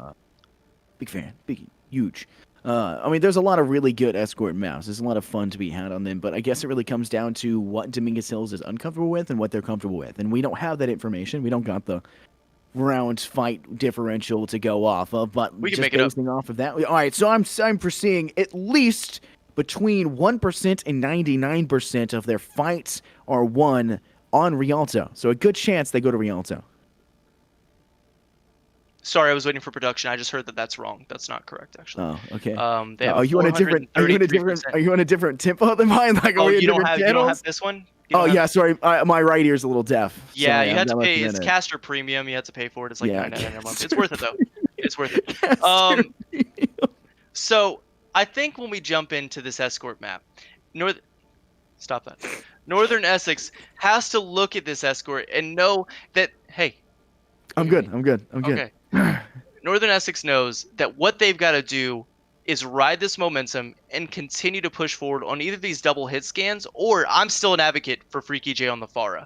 Somehow they're making this double main healer comp work. I think running Rhine period is difficult without a Lucio, but I think they found themselves in a division that's not quite capable of exploiting it, and I don't want to say understanding, not to belittle anybody by any means, but you know, when you have Rhyme without that Lucio, it becomes difficult to enable him. But if he's not going to be countered effectively, then hey, by all means, it's working, right? Like, don't stop doing it. Now, they're Flash and Dorado. Pretty sure that's the map that'll be chosen here. So maybe the Rhine stops working. Maybe this is where we start to see some double bubble from this Challengers division. Maybe we see a Winston. Maybe we see a Diva. I think things can definitely be switched up here. But this is also a good map, at least on defense, to run the Rhine Sigma as well. Yeah, hard agree. I mean, Dorado is a very fun map, not just for the fact that with the little balance at the beginning on the attacker side, actually does the Futurama intro. So that's always a fun thing about this map. So you know that I always do that every time. But it's a very fun map, a lot of high ground potential. You got to worry about cutting through the gate. You've got to worry about boosting past. A lot of the times it's a bit of a safety problem. Winston's work exceedingly well, but you kind of need a Rhine when you're attacking to stay safe as you come up that first alley. That alley is exceedingly dangerous. Once you get past it, you can kind of switch it up. You can maybe go for a bubble to follow suit and play a Winston again. I love to see Winston's on the third section on the attack, because then you can kind of take full control of high ground and you can bully them inside their own spawn with Primal Rage. And it typically does work out, but you're more than likely not going to see a Winston for an entire game if you do see it pulled out. We haven't really seen a Winston from either side, if I remember correctly. It's been this Reinhardt Brawl composition. So unless we get some like insider information, I think we should just see a very standard. Maybe we see Orisa be brought out and have some support from a Bastion, Orisa Sigma Bastion combo. We had seen that earlier. Maybe we see that come out as well. Maybe we see a Torbjorn pirate ship. We could see some spice, but it's more than likely just a pretty standard Dorado push. Yeah, I think the possibility is definitely there. I think once you get to Streets phase, if both teams do decide to run a Reinhardt, whatever DPS or potentially a Diva can take control of the high ground, I think we as casters and everyone in chat will very quickly see how definitively and how one-sided fights become based off of what team can control that high ground. Hence why you run that Winston. Hence why you run that Wrecking Ball, that Diva, whatever it may be. The reason why is when you're on high ground and the rest of the team can't get up to you, it's free reign. And that's where Reinhardt struggles. Hopefully we don't see that come to fruition here. However, whatever team decides to run something other than Reinhardt, I'll call it now as far as predictions are concerned. I think they're going to have a lot of success. Yeah, I would make my prediction, but I'm a little bit too big brain, so gotcha. if I make the prediction, it usually comes true, and I don't want to spoil it. I can do like a spoiler alert, if like you can like opt in. Should I do that and do like a spoiler? Like Can you do just one? Can you just tell me? Yeah. Who's? Yeah, I got you. I'll tell you So, what. Tell me what Tilted's gonna play right now. Hurry! I Before think he picks Tilted's gonna. Gotcha. What was that? Weird. What? Did you not hear that? Did you not hit opt in? Did you not opt in for the spoiler? You gotta click No, on it. Spoiler tag. it wasn't in the terms and conditions for Caster Premium. I thought it Oh, came with yeah. it, but Maybe you need. oh, I'm maybe, looking here. It's an add-on. It's a You need DLC. Caster It's a Plus. DLC. Yeah, I'll download it after you this. gotta add it. What is this? EA? Like. Yeah. Well, we really we're fired. Okay. Well, well, we're not seeing an EA game here anytime. We're not bringing Battlefield up. Sponsor. Well, Oh, you did say Zarya. Yeah. Tilted Yeah, Zarya. yeah. Yeah. Good job. Wow. Yeah, I That's mean, I'm a impressive. genius. Yeah. Yeah. Freaky J on the Hanzo. We'll see some grab dragon combos. Osiris goes for the Ashe again. No damage boost applied to it. We see the double main heal combo once again from Carol and Zara. Zara, I'm not going to lie to you. I'm going to call it out for a second. Zara, not the best immortality feels that we've seen. They're getting killed quickly. They're not at fantastic times, but Carol is definitely making up for it with the quick nano boost charges that we've seen. Speaking of Nano Boost, E-Metal and Zero are back at it again with the Nano Blade that they're going to go for with this combo. We'll have to see if it works. They've got the Mercy paired with it with Girthquake's Pharah, and that Eye in the Sky may be enough to take down the Northern Essex defense here, but Osiris has something to say about it on the hit scan. Yeah, already a first pick comes through. Freaky J is able to connect to a very eventful kill as well, so that CB Raid can't revive their player. And then Osiris, that's double sniper, is working so exceptionally well for Northern Essex right now. Now third picked up as Osiris will clean for the second. And then that will allow for the rest of the team to just follow suit and pick up the last few stragglers. I mean, E-Metal does take a fire strike to the rear, but it doesn't seem to matter. You don't really... my opinion here is Girthquake on the far has worked. It worked on Eichenwald, but I don't necessarily know if it's going to work against this Northern Essex side that's found their stride and rocking a double sniper comp. Yeah, it's difficult because I think the Pharah serves a different purpose here. I think instead, you're not going for that pure damage, right? You just want to boop the Reinhardt down. And you can see that's exactly what Girthquake goes for right there. It doesn't work out exactly how they plan, but you just want to get Kermie off of that high ground and force him into a brawl he doesn't want to be a part of. And that's what needs to happen with these boops. Instead, they're able to push it in for free past the choke. Girthquake does find a kill onto Osiris, not having that Mercy, definitely not working out for them. But on the back end, Mame Shiba falls to Kermie, and it's an all-out brawl from here. The back line's winning on payload, the front line of Northern Essex is winning in their back line. Now they're coming back to point as the DPS push for free. It's kind of weird, Infernosis. What is this massive overextension? I genuinely think no idea. It's just kind of tossed this section. It hurts to say that, but yeah, they overextended and they're down bad. That is the complete opposite of what you needed. Your tank stepped away and everyone on your team gets swept away because there's no one to cover them. Yeah, that's definitely pretty rough. Speaking of pretty rough, Girthquake is not able to finish the word justice before taken out by Storm Arrows. Seaweed Brain will follow suit and fall down to the ground, and here we go. This is the high ground we were talking about. Let's see how right we were, Infernosis, and how much this high ground will matter for the side of Northern Essex, as there's no one with any formidable amount of health to contest this high ground from the side of CSUDH. Yeah, they've got to be able to contest it. You don't have a Winston. You've got a Pharah, which means you can put some high up damage, but when Osiris is getting pocketed, has assistance from Zara, and has been nailing their shots and does just that against Girthquake, that Pharah is not going to amount to much. Zara is solo amplification fielding right now up top. Baptiste does deal a massive amount of damage, and they're continuing to do so. Getting some good charge, but a shatter from Mame Shiba finds two and a stun. It'll clean up into Carol, but they'll return with a bomb. Osiris is able to tag one, but Zero's Dragon Strike phones Osiris on the refrag. And this fight goes in both directions, but Seaweed Brain revives Enzo and makes it a little bit more one-sidedly in favor of this Dominguez Hills.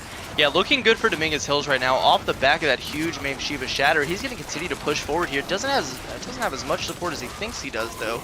No healers there to really sustain him. Maintains the line of sight with E-Metal, though, and that's going to be important. A preemptive nano boost onto Kermie just to make the space to walk forward, I suppose. But now that nano boost is gone, he's getting brawled onto and made quick work of by Mame Shiba as Girthquake takes out the back line. Not a good position to be in. Northern Essex have kind of the last few stages, the beginning stages, I guess you should say, of each of these sections, of each of these ticks, have worked well. They've done a good job of contesting. They've actually won a majority of the fights, but then it's the second half of these objectives that they're losing. They're getting snowballed, and they don't have the ability to return, and it becomes a problem. But Tilted with a nice Graviton Surge, it's not able to make much impact off, but E-Metal gets one anti-nade kill onto Kermie, and revive from CRA Brain makes it difficult for Zero, but Freaky J with two double kills now. With that Dragon Strike, they've got a 5k on map of Eichenwald, and now getting a 2k here, but Zero frags right back on their Hanzo, and now you got Northern Essex, who are just on the retreat, the back burner, having to escape for their lives. Yeah, and they're going to be able to hold this corner relatively with ease. I want to see Girthquake go around to the left and try and get a flank barrage. However, it looks like he's going to opt to stay with his team for now. Maybe thinking about that left side, definitely where he needs to be on the back of this. Needs to force out that Immortality Field at the very least. Instead, Zara's going to throw it for free there just to stop the Dragons, and that's a huge shatter. Man, Osiris did find Girthquake, but Girthquake revived back. You know that Dominguez Hills is wanting that. They baited out the Immortality Field. They had stuns up, and they're wanting Girthquake's barrage to actually find success. They have to go for it, but Mame Shiba finds Kermi. Zara gets Mame Shiba on the refrag. No frontline takes left now for either side, but a single barrage will make it a little bit more difficult. You have to get tilted now out of mech, and you also have to remove some of that DPS line. They'll be able to do just that in one as Zero finds Freaky J, but their respawn's a little bit quicker than they initially anticipated, and Tilted is about to be demech. This might be the time where we see Girthquake pop off with a barrage.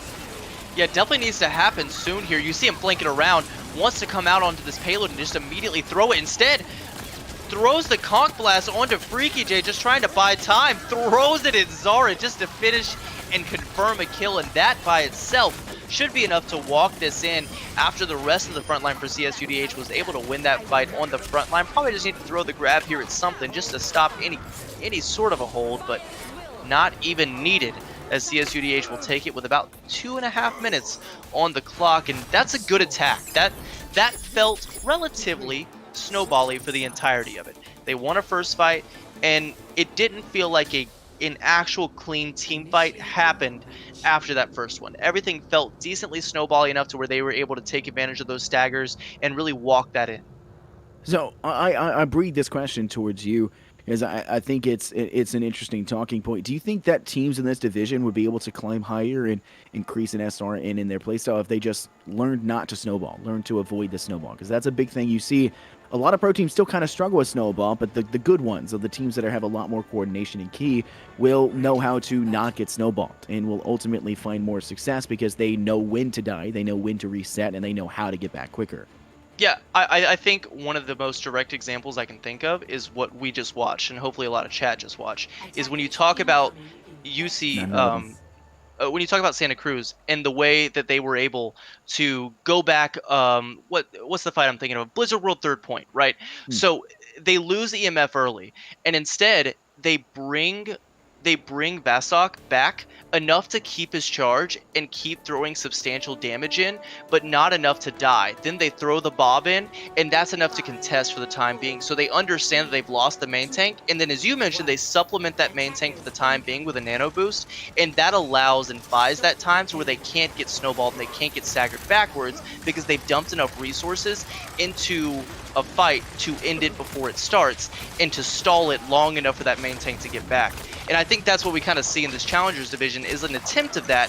When a team loses, you see them start to dial it back to spawn. The communication just oftentimes doesn't seem to be there quickly enough to stop that fight in its tracks and stop any sort of staggers. Man, great positioning right now from Northern Essex to force the high ground to be stepped off, but they'll take an early pick, 0 out for the count from Freaky J, and they're looking to continue to kind of contest forward. I mean, the brawl is kind of being set up. I mean, you've got a difficult position if you're Mame Shiba, as you now have no Immortality Field. You're going to have to get pocketed pretty heavily. Kermi has a lot of assistance behind us. Their Immortality Field should be coming up somewhat soon, as theirs was the first to be taken out, but now they're going to be able to find a first pick. Kermi swings, finds Mame Shiba. Aggressive stance has to be taken forward. They'll drop the damage amplification matrix, now looking to continue as this damage is just adding up. Freaky J to Enzo. Dash coming through as they'll continue the damage. Tilted takes Girthquake. Osiris may have been felled, but ultimately it will lead to their team taking this point without having been stopped once. Yeah, it's so interesting too, because you see Northern Essex have such a big fluke defending the first point and then win it so decidedly on attack to where they actually have a higher time bank after that huge slip up there on defense. They walk in with 5 minutes on the clock moving into Streets phase, and look at the way they're immediately able to take high ground. This is exactly what we're talking about, right? They want to be able to hold this for as long as they can. I think they get tilted off the Zarya, add a Diva to it, and they're able to hold it for free. I agree, and right now this high ground is being pretty held strong by Dominguez Hills, but when you've got Freaky J can drop a Dragon Stack, I would have wanted to see that in a little bit better of a position, but it'll force them off so they can't have a direct overview angle We'll also 99 make on it the so grab that too. Why not just yeah, combo this is it? going to be interesting because Enzo has theirs coming up as well. You hear a blade come through, but Girthquake was able to find Carol, so now you're lacking in heals, and that's not a great way to start forward because now it's only Zara, and that's a difficulty to play. Girthquake capitalizes onto Freaky J. This is where you need to see Northern Essex not commit ults and just take some steps back because Mame Shiva and the side of Dominguez Hills, they're doing just that, and they're basically guaranteed this fight. Yeah, I mean, at this point, you've got Tilted, you've got Kermie, Carol, all online with ultimates. Zara about halfway through. Play Baptiste halfway correctly, you'll get to the next fight. I mean, crazy how fast you build that window. But for the side of CSUDH, they've got a grab, they've got a shatter of their own. Coming up on Barrage, this is definitely defendable for them, as nothing but tank ultimates, nowhere close on DPS, and if Girthquake can farm, which already at 95% since I just talked about him at 70, this grab Barrage can definitely turn this fight. Absolutely. The push comes through. Tilted will drop the grab initially. Enzo will do their own in the process, but it looks to be that Tilted's a little bit more effective. But a Shatter comes through. They'll trade Shatter for Shatter. It's ult for ult constantly. Kermie's been boosted arrow from Carol, and they'll be able to capitalize off. A Girthquake from behind the Barrage finds 3, and a Tilted Zara and Carol. That might be a pace changer. And all of the ultimates that you wasted and expended for the Northern Essex side gets immediately destabilized and discounted because Girthquake does one single move, boops themselves up high, and boops your team into an afterlife. You forced me to talk about it for so long at the beginning, but that's a tempo ultimate, right? That's what you look for. It's this tide-turning ultimate where you wait for the mid-fight. You wait for the enemy team to commit resources. You lay back as that Pharah, chill on that roof for as long as you can. Then as soon as all the resources are gone, you throw that barrage in and clean it up by itself. It's such a huge play from Girthquake there to stop such a decided attack from Northern Essex. Yeah, and they've already have to get another step forward. They're going to have the amplification field come down, maybe increasing damage, but Girthquake is behind up on the high ground. Zara's going to step up to maybe assist. They may actually be able to frag Girthquake if they're not careful, but Mame Shiva finds one with a nice fire strike, finds a second with a swing to Osiris, and Zero has been full sent in with the blade into Carol. Freaky J finds one kill, but then is immediately felled afterwards. Northern Essex had no problem getting the first point, but they're struggling to find this second. You and I talked about the most difficult spot on Rialto for an attacking team, and I think we found ourselves in an equally difficult spot for the attacking side. Instead, on the nighttime Dorado, this choke here to push to this tunnel, where high ground is such a big issue. Ooh, kind of clean there from Osiris. Where high ground is such a big issue, it's difficult for the attacking side to really push in without committing all these resources. You'll see them dump now, and it might be enough to take it as Kermie will walk forward. Instead, Mame Shiva now has the nano boost. The Osiris High Noon is going to be walled off from Zero, though. Yeah, he does manage to find one, just barely getting around the edge, and Seaweed Brain, for some reason, popping the amplification matrix. I think a bit of an expended waste. Kind of doesn't make any impact. They die instantly afterward. Maybe we'll see Seaweed switch, but I don't necessarily think we will. Don't ever talk trash. A wasted ult. Don't ever tell. Not against my boy Seaweed Brain, all right? I'm sorry. He's doing yeah. the Lord's work over here. Yeah, doing my his apologies. best. Yeah. Yes, I don't know where it was written in was it Overwatch 6.13 where it says use amplification matrix incorrectly? See, if you're just going to say the correct verse, don't act like you didn't know where it was from. You're right. I'm sorry. Nailed exactly I'm sorry. where I verse it came apologize. from. Don't lie to me. You know, we're all friends here. We can tell the truth to each other. Kermie! Right here, ready to push the first corner. Gets the swings out, forces Zero of the ice block out. Girthquake also falls. This is a huge fight, decidedly, for Northern Essex. They throw the... I almost said throw the Blizzard. They instead throw the amplification matrix from Zara. That's enough to clean it up. They're going to walk this in. 2 minutes, 15 seconds on the clock. No one there to touch for CSUDH. Girthquake dies with a barrage and isn't able to come back and contest with it. You've got exactly equal time banks here for both sides as they push into this. 7 seconds discrepancy, whatever. Same time. This is a game, and once again, we'll say it for the 4th time. This is looking to be a series, Infernosis, and it's another situation where we screamed Boise State all season. We've screamed CSUDH all season. Is this the finals where Northern Essex can take it to this Goliath of a team and say, hey, not today, man. You've dominated all season, but this trophy's ours. Yeah, I think this very well could be. Obviously, going to have to try and change things up. You can't use the exact same strategy used previously. Obviously, for Northern Essex, it didn't work on defense. You overextended. I think they could have held first point for way longer, but the overextension and separation from the front line and the back line cost them it entirely. And then the snowball came to effect, and that rolled up. And you don't need a May, you don't need a Devil to show that the Devil's in the details. They're going to snowball out. For this opposing side, though, when you're attacking, you still got to switch it up, change things up. I saw Freaky J for a second there hovering over Doomfist. I think that's a strong idea. We've seen Freaky J previously on Doomfist. They play exceptionally well with it. Honestly, it's hard to find something that doesn't work with Freaky J. They're just very clinically talented, but when you're facing off against Girthquake, who can play Genji, who can play Ashe, who can play so much, and then Zero, who's been a great sub and just playing in for this Dominguez Hill side, you gotta be able to out-frag them if you want any chance of being able to clinically step in and swing the round in your favor. Yeah, Zero actually on the Genji last round and performed exceptionally, especially given the composition he was going up against. That didn't find the Nano Blades like they wanted to, but definitely found value on that Genji. Here, though, you'll see Kermi push in, and they're pretty much gifted the choke, because unfortunately Poke could not come fast enough for the side of CSUDH. Brawl will come on to the point as Kermi is slept out by E-Metal. See if that turns into anything, as the ante is there as well. Zero is able to find a pick on Freaky J. Oh, Zero kind of clean up here on this high ground. This is a bad position to be in. Tilted's just gonna, give him a old sucker punch into Zero, and that's gonna be the only kill that Northern Essex is going to pick up. And it may just be one that's to help you mentally to say, okay, we can kill them, it's fine. But this is actually going to be an opening pick. Freaky finds the kill to Girthquake. I wouldn't be shocked if we see Seaweed Brain revive this back, just because it seems like a necessity to have that go through, and they're going to have to make a long return. But Northern Essex looking to step forward. Freaky J with a position, trying to get high ground and take some shots in the process. The Storm Arrows will be tossed out. Aggressive stance through. Already Northern Essex have to use the Immortality Field, but they're going to be nearing some of their ults. Kermi has the Shatter available, coming up at 3%, but Maimshi Best first. They can't get it off. It's going to be Seaweed Brain using the revive to E-Metal, but Maimshi was out for the count. Kermi finds so much, but they can't get away from Zero with a Storm Arrow, but it doesn't seem to matter. They'll have plenty of time. 20 seconds now, they'll make the first point, and now they have to stay on it and contest for the rest of this chance. Kermi finds that Shatter, and that's enough to walk it in, but how did that fight start, Infernosis? It's once again Freaky J finding the dome of E-Metal. I mean, immediately finding the forehead of this Ana has opened up so many of these fights, and Freaky J is kind of solo carrying right now. Yeah, it does necessarily feel like Freaky J is just putting the team on their back. Another one through Seaweed Brain, paying the price, and Freaky from behind finds another. Freaky is feeling themselves right now. They're finding everything they need. Osiris and Dar finding. Freaky J loses the fight to Girthquake. And now they're going to be feeling the tremors, the aftershock of that one, but they've now managed to bring this fight way closer. They've already gotten to this dreaded corner, the one where we've already seen Northern Essex struggle so much. But I guess it comes down to the wire. What is really going to happen? And can we see Dominguez Hills use these ultimates, these 4 ultimates in their pockets, to actually win this next fight? Kermi needs to be up farther right now. He's got to deny that choke. He can't let them outside in this overtime situation. Instead, they're going to get a free walk to payload. Immortality is forced to be used early. That's going to die off before these dragons do, and that should be enough to clean it up.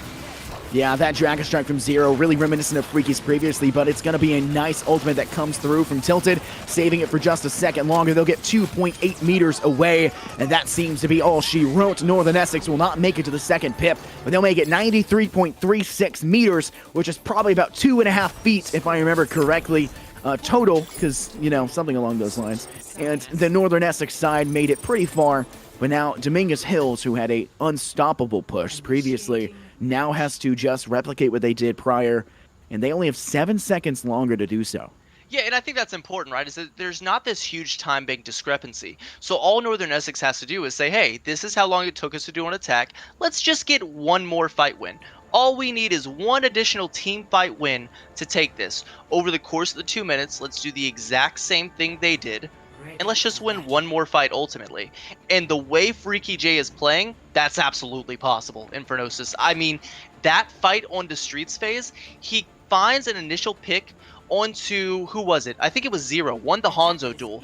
Then he cleans up Seaweed Brain with the Storm Arrow, throws the dragon directly onto E-Metal's face, and then finally loses the duel to Enzo and Girthquake. But Freaky J walked them through streets phase, just put everyone on his back with the brother of the ninja here on Hanzo, and I've got to assume he can continue to do it. He's popping off right now. This is his final series. He wants to take this home for him, and right now he's deserving of it. Yeah, this is looking really hot. When you've got Freaky J who's just putting the team on their back, it's hard to not find at least some level of success. Yeah. You know, Cyrus, this double sniper composition, it really is working. And Northern Essex just need to get a couple early picks, stagger some of this Dominguez Hills side, and then Dominguez Hills is going to have, you know, face against the wrath of the snowball. Northern Essex didn't lose a team fight. They lost one, but they came back full force. Freaky J found an early pick, and they were able to stagger. And that snowball came through because we saw Northern Essex not fall and succumb to their own snowball and then force a snowball on the other side. But Mame Shiva starting off in a Freaky J, that bodes a very dangerous situation for Northern Essex because they've lost their best player and they'll be forced to revive it in a dangerous position. Kermie does find Mame Shiva though. The res comes in for both. However, you get the main tank back up a little bit more important than Freaky J unless he can find these picks to frag out like we've seen him do. He wants to go around back to his team here and spam through the choke. Knows that Girthquake on that Ashe is a very real threat to him over there on that right side high ground. Amplification Matrix is thrown from Zara. That's huge. What that does, Infernosis, is buy enough time for them to sustain, really gather themselves, and make this a one, maybe two fight territory series. Or excuse me, game. Absolutely. This could really come down to a very dangerous situation. Freaky J with a nice storm arrow comes through. A shatter comes through from Kermie. It's going to find so much success. They'll just team kill a full stage wipe. I genuinely feel like it could have been better if they had just let it dimmer out and let one or two live to stagger them even further, but they don't need to. They'll find them all in quick succession. They'll revive Freaky J, hoping that Caroline's resurrection will be back in time for the next, but with 5 ultimates ready for this Dominguez Hill side, it doesn't necessarily bode well, but Freaky J can keep them off this objective with a Dragon Strike. Yeah, they need a poke phase here. They gotta let Freaky J stay safe, get this Dragon Strike off, and build ultimates for the rest of them. However, Bob comes out, and the Dragons, the knockup from Bob is enough to take Mame Shiva out inside of the Dragon Strike. That is dangerous. It actually gets 2. Osiris finding so much success. Tilted gets one with the Diva Bomb. Freaky J finds a Storm Arrow, kill to 0. This might be all she wrote. Girthquake just trying to stay alive. They're contesting the objective, but Seaweed Brain will eat as their brain is splattered from Kermie's hammer, and it doesn't look like they'll touch A&E. Northern Essex will be able to find the victory, and they'll tie it at that 2-2 margin. We have a series on our hands here. You know, we're gonna be here for a while in Infernosis. And I'm happy. I'm happy that it's these 2 series here. I'm happy that these are the ones that go for a while. Like you said, we're not biased here. We want the best team to win. We're good friends of Carol. Always hope she has fun in her games no matter how these series go. And then obviously the Boise State game as well with UCSC. Such a good series to go the long haul. And I'm excited for this one to potentially do the same as we find ourselves into Dorado. Northern Essex take it. And that's 2-2. It really and truly is. Now, we are going to be jumping right after this map. We're going to be seeing what the next map will be to try and see who can break out of that 2-2 margin of that tiebreaker. But we're going to be heading to a short little break in between, and we will catch you guys real soon after a few short messages.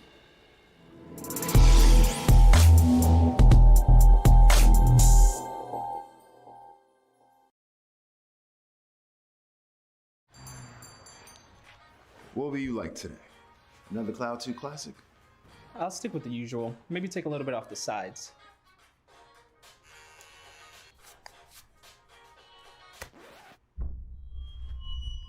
Oh, that's fresh. The HyperX Cloud 2 Wireless. Legendary comfort goes wireless. Hey, watch your head.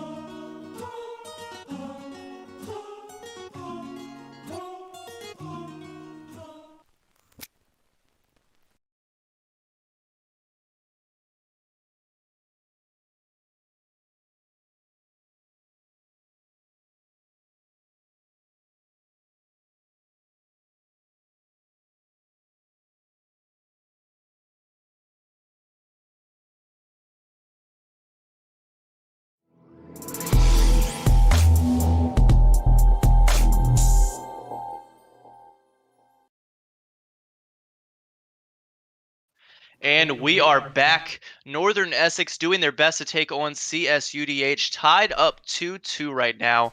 And we do have Infernosis taking a quick break. We've been going for like 6.5, 7 hours straight, so understandable. In that meantime, while we wait on both teams to get ready, gonna talk briefly to one of our head honchos, one of the men in charge, and one of the amazing and skilled people on the production team. Caleb, how you doing tonight, man? I am starting to get to the point where I'm a little bit exhausted, but we're doing good. We're getting in there, and it's just amazing to see how well these teams are playing today and what the level they're playing at. Absolutely, and through this level of play, kind of walk me through behind the scenes of how all these games go. What does it look like for production, getting all these teams organized, trying to run different things like that, and still being so invested in these teams' well-beings and how each of them do? Do you find yourself kind of grasping at straws for the next answer? Or is it very a tight ship that you're running here? It is slightly reactionary, but I've got to say I've got some of the best staff working with me today on just making sure that we're coordinated in a whole bunch of different areas and making sure that casters are coordinated, making sure that we're going to the panel quickly, going to the next game quickly, bans, picks, all that kind of stuff is going quickly. And you see that game to game, it's a different type of reaction, but it's definitely a reaction that, especially today, has just been, okay, how do we deal with this problem? How do we deal with this problem? And it's not like it's, oh, we're jumping at the wheels to find the new answer. It's, here's what we know, here's what we've done in the past, here's how we react to this question, and let's react as fast as we possibly can. I think similar to how Infernosis and I describe Overwatch, it's very wave-based, a very dynamic ebb and flow that you're able to handle not only gracefully, but consistently. Caleb, we always appreciate having you. You're always welcome to hop on with me at any time. I miss doing some casts with you. Only got to do a couple before you headed over to production. But I've got Infernosis back. We're heading over to Ilios. One more quick shout out to Caleb, Jacob, Noah, everyone behind the scenes working as hard as they do. Welcome back, Infernosis. I felt like I got replaced a little bit there. I was gone for just a few short moments, and I come back and I've been replaced. And you're just saying, "Oh, I missed you so much." You just, I thought I was here to stay. Yeah. Little hurts. Yeah, well, we talked about on air about like maybe some casters like not making the cut for next season. And... Yeah, I'm really sorry to hear about Nuclear. It kind of. Oh, well. I know he's watching, which is why I make that. Yeah, it's weird. That wasn't how Caleb spelled Infernosis, but I'll have to get with him. Yeah, it's weird. I think he's a little. I think errors he's a little dyslexic. Maybe he does sometimes confuse the team names and mess it up. So, like on. What map was it? It was the last game. We had it messed up. It was backwards. He didn't change it. Well, this map is Ilios. So let's talk about that. Freaky J on the Echo, Osiris on the McCree, and let me triple check this time. Yeah, this time no changes for the side of CSUDH. No weird 3 or 4 man swaps, as this brawl is going to already get started on point. Freaky J taken out early on this Echo, Infernosis. That does not necessarily bode well. Girthquake has been nailing that shot already from the beginning. Zero is able to capitalize as well, and Girthquake will collect their second. And now they'll collect their third onto Carol. This is going to be a narrow escape. I don't believe they're going to let all of them get away. And in fact, they won't. Zero will be the hero and find Osiris. But Tilted will actually manage to escape. But take a look at that top right corner. Mame Sheba at 40%, 3D Hizzy at 47%, and Girthquake's already above that 60%. And don't discount Night Fury. She's at 70%. That amplification matrix is going to be devastating if they place it through these doors on this objective. Definitely so quick to build in these fights. Girthquake woke up and shows violence today on this McCree. Definitely turning it around from the Dorado that we saw, excuse me, as they want to move in here once again. Immortality Field thrown just a little bit too early for the side of Northern Essex. I want to see it thrown later to really save a life and bait the enemy team, rather than throwing it out just as a precautionary save, when instead it's just the opposition that ends up baiting you. Yeah, difficult to kind of, figure out the web and weave of what needs to be done. But Freaky J apparently can't figure out how to wall ride, which is actually a note that we're given, stating that Freaky J sometimes struggles with that, but they haven't struggled with getting kills, but they will struggle with staying alive as they get felt. But a nasty shatter hits 3. Immortality Field will save for a narrow moment, but Kermie manages to knock Mame Sheba off, and Mame Sheba went for the shatter to try to keep themselves up and will not be able to do so. 3D Hizzy's ultimate, the bomb, will get Carol, but it doesn't seem to matter. This point pretty handily now in favor of the It's going to be in favor of the NECC, but it's a problem now because you've now staggered Kermi. It's not a position to be in. No, it's definitely not, and especially when E-Metal and friends have that Lucio of his to get back. Now Kermi's not here. The Blizzard's going to come out preemptively. That's going to be enough to wrap this up. That one death of Kermi ends up losing this entire fight for the side of Northern Essex, and they're only able to keep about 20% of this. That's where those slight overextensions can get you in trouble. You want to frag out. You want to stagger Earthquake. I totally understand that. You've got to make sure you're healthy enough to go for it in the first place, or else you wind up in this exact situation. Yeah, you can't let yourself be felled that well, and it's that stagger problem we've seen consistently. They overextend. We saw it on the beginning point of point 1 of the last map. We saw them overextend, and then their backline was capitalized on and became a problem. But a nice Graviton Surge does come through. Earthquake has popped the High Noon and hoping to assist, and an amplification Matrix will be dropped as well from Night Fury. Mayhem Shiva finds a Fire Strike, kills a Tilted, but Osiris returns now with their own High Noon. Can't get it off to get a kill, but Earthquake finds the Freaky J player who switched to Pharah. Kills mostly Red in the feed, and it looks like Dominguez Hills will be able to capitalize and clean up the last few remaining players and finish this round off strong. Man, I don't want to harp on him too much because he's played so well. Kermi's got to be feeling it, Infernosis, after that. I hate to be the bearer of bad news. He lost them that round. And I think that that's the awareness and the acceptance you've got to have in a situation like this to really turn it around. They need to reel Kermi in because that overextension alone just cost them, what was that? Lighthouse that we just played.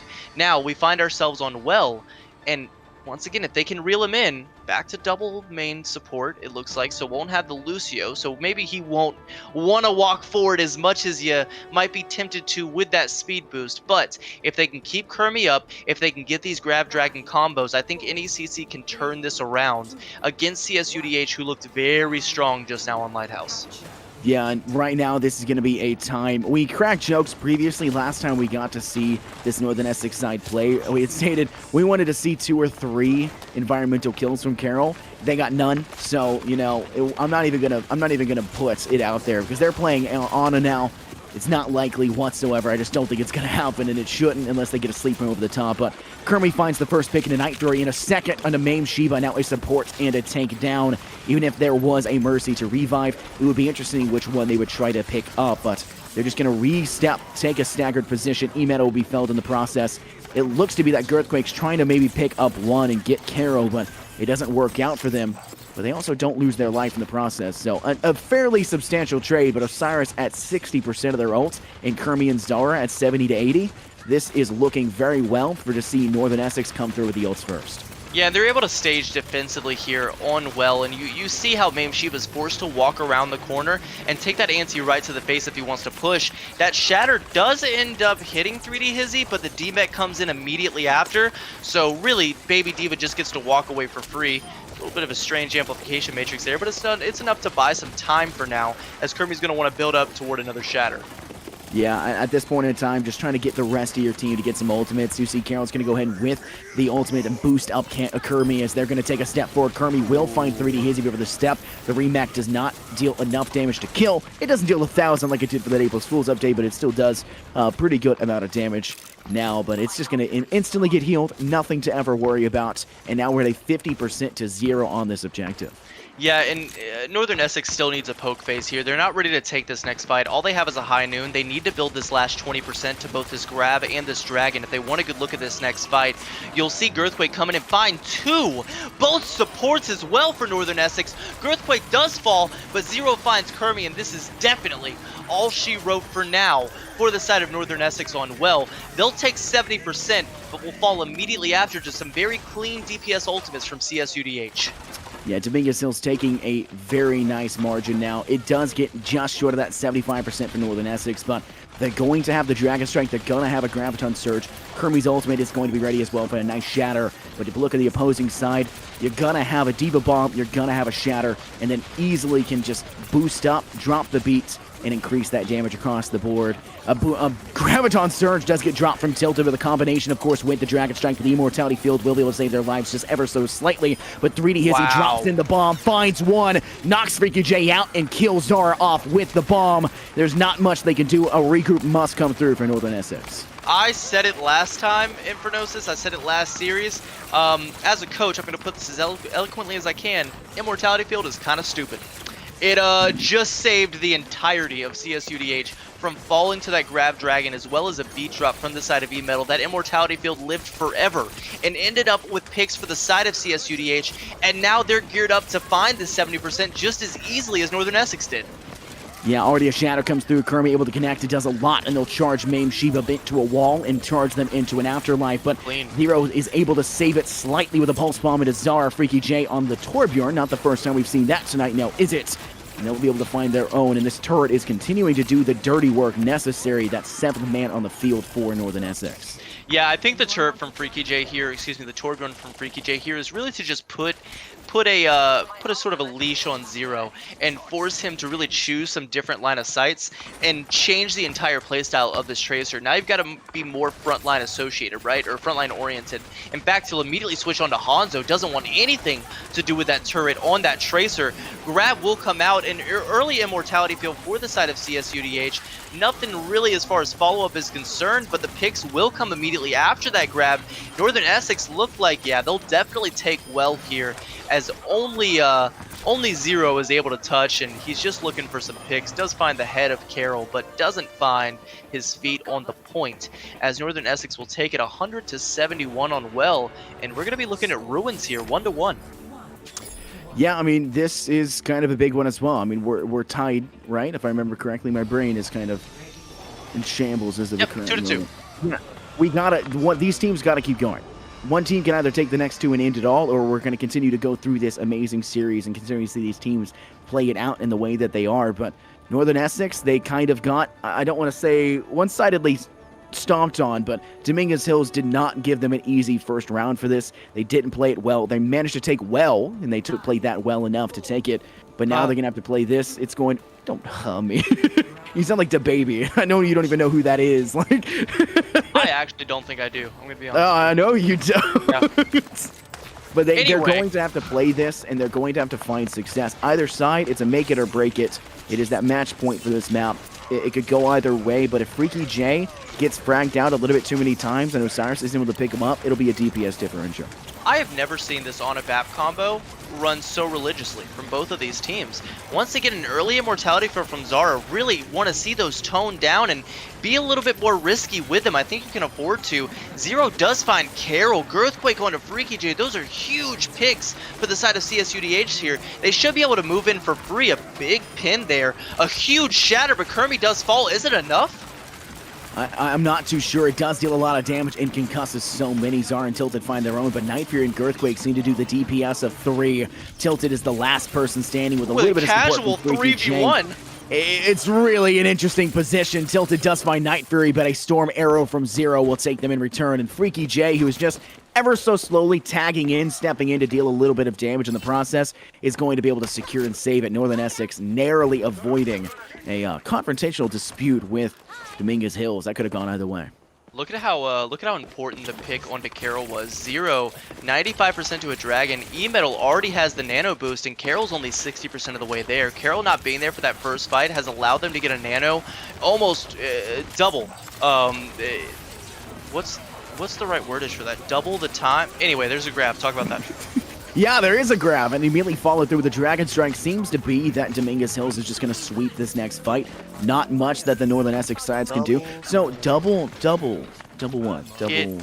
Twice as quickly. I wouldn't use the word double. I would say twice as quickly. Yeah, that was just stupid of me, right? Okay. Why would I ever say double there? I would just say twice as quickly. That just double makes more kill? sense. Was it a double kill? Yeah, that's Halo. Anyway, so, look at me. Don't do that. Oh wait, they can't see us anymore. I can't say look at me. It's not as funny. Alright, Osiris is gonna clean up. Oh, that's Mame Shiba getting picked. That's huge. This time Immortality Field's not thrown quickly enough. Mame Shiba falls, and now Zara's the one to clean it up.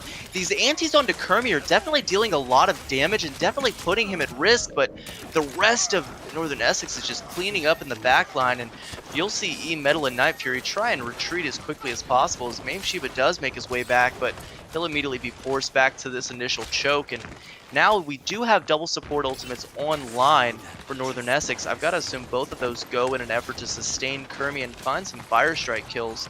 Osiris has a high noon. I'd like to see him go far right and play Mega with this, deny that line of sight, but they'll throw Zara's Amplification Matrix early. Another huge anti, Infernosis. Yeah, and that's going to allow Kermie to charge in, find Mame Chiba, and then find 3D Hizzy. Both tanks, the front line for this Dominguez Hill side, in shambles, shredded, completely decimated. I mean, we got a lot of words we Not can even come up close for. on this one. I mean, this was pretty one-sided. Northern Ethics will take that in a phenomenal fashion, cleaning up spectacularly.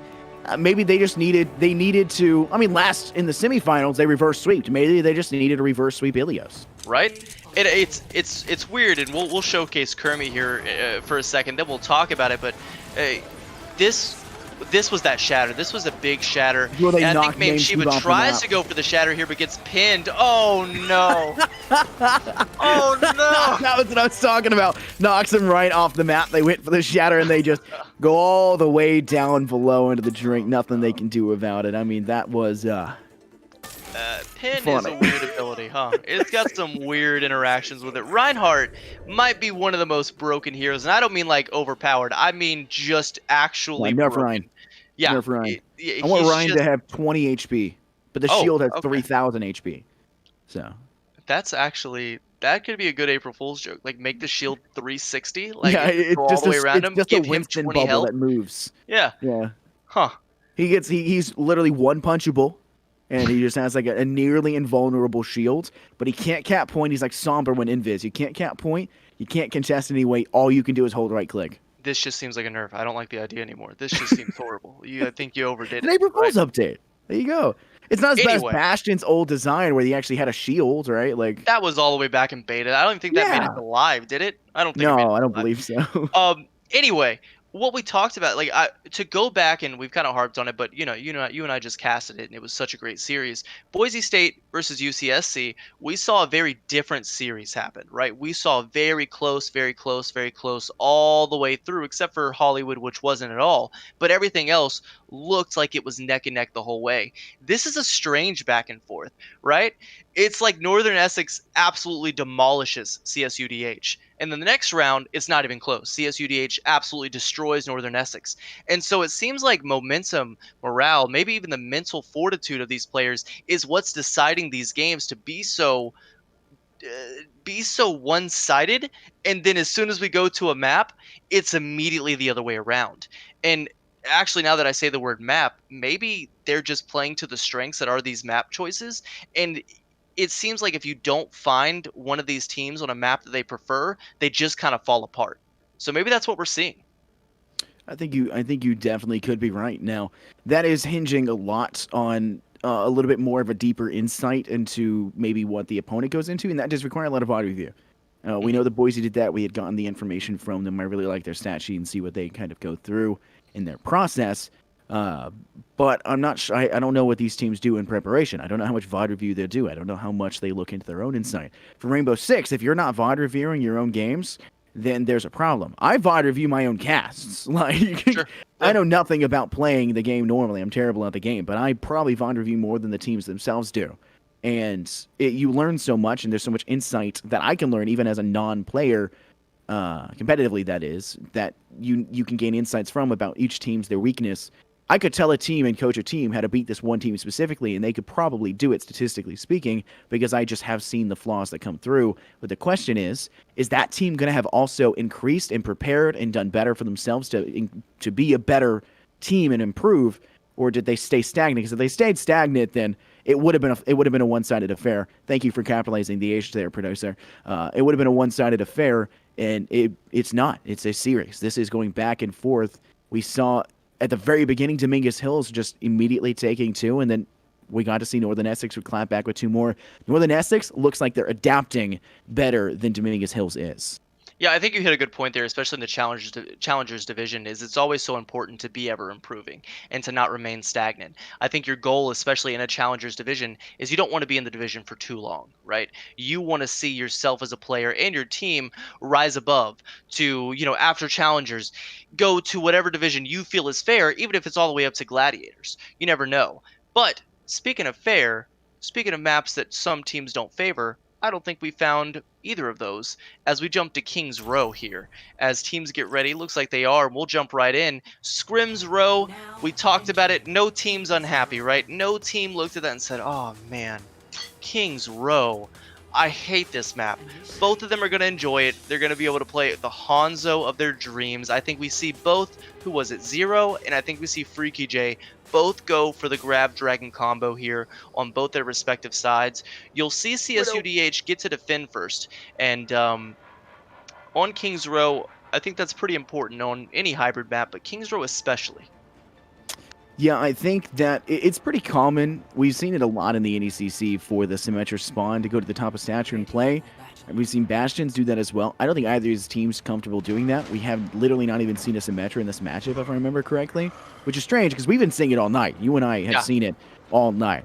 And that may just be a difference in comfortability or maybe a difference in playstyle, but we're going to have to see whether or not this Freaky J player, who's no longer on Hanzo, now playing the Pharah, can kind of withstand the Ashe of Girthquake and the Soldier of Danny. And we know Danny can hit their shots, and we know Girthquake can hit their shots. This may need to be a very quick switch from Freaky.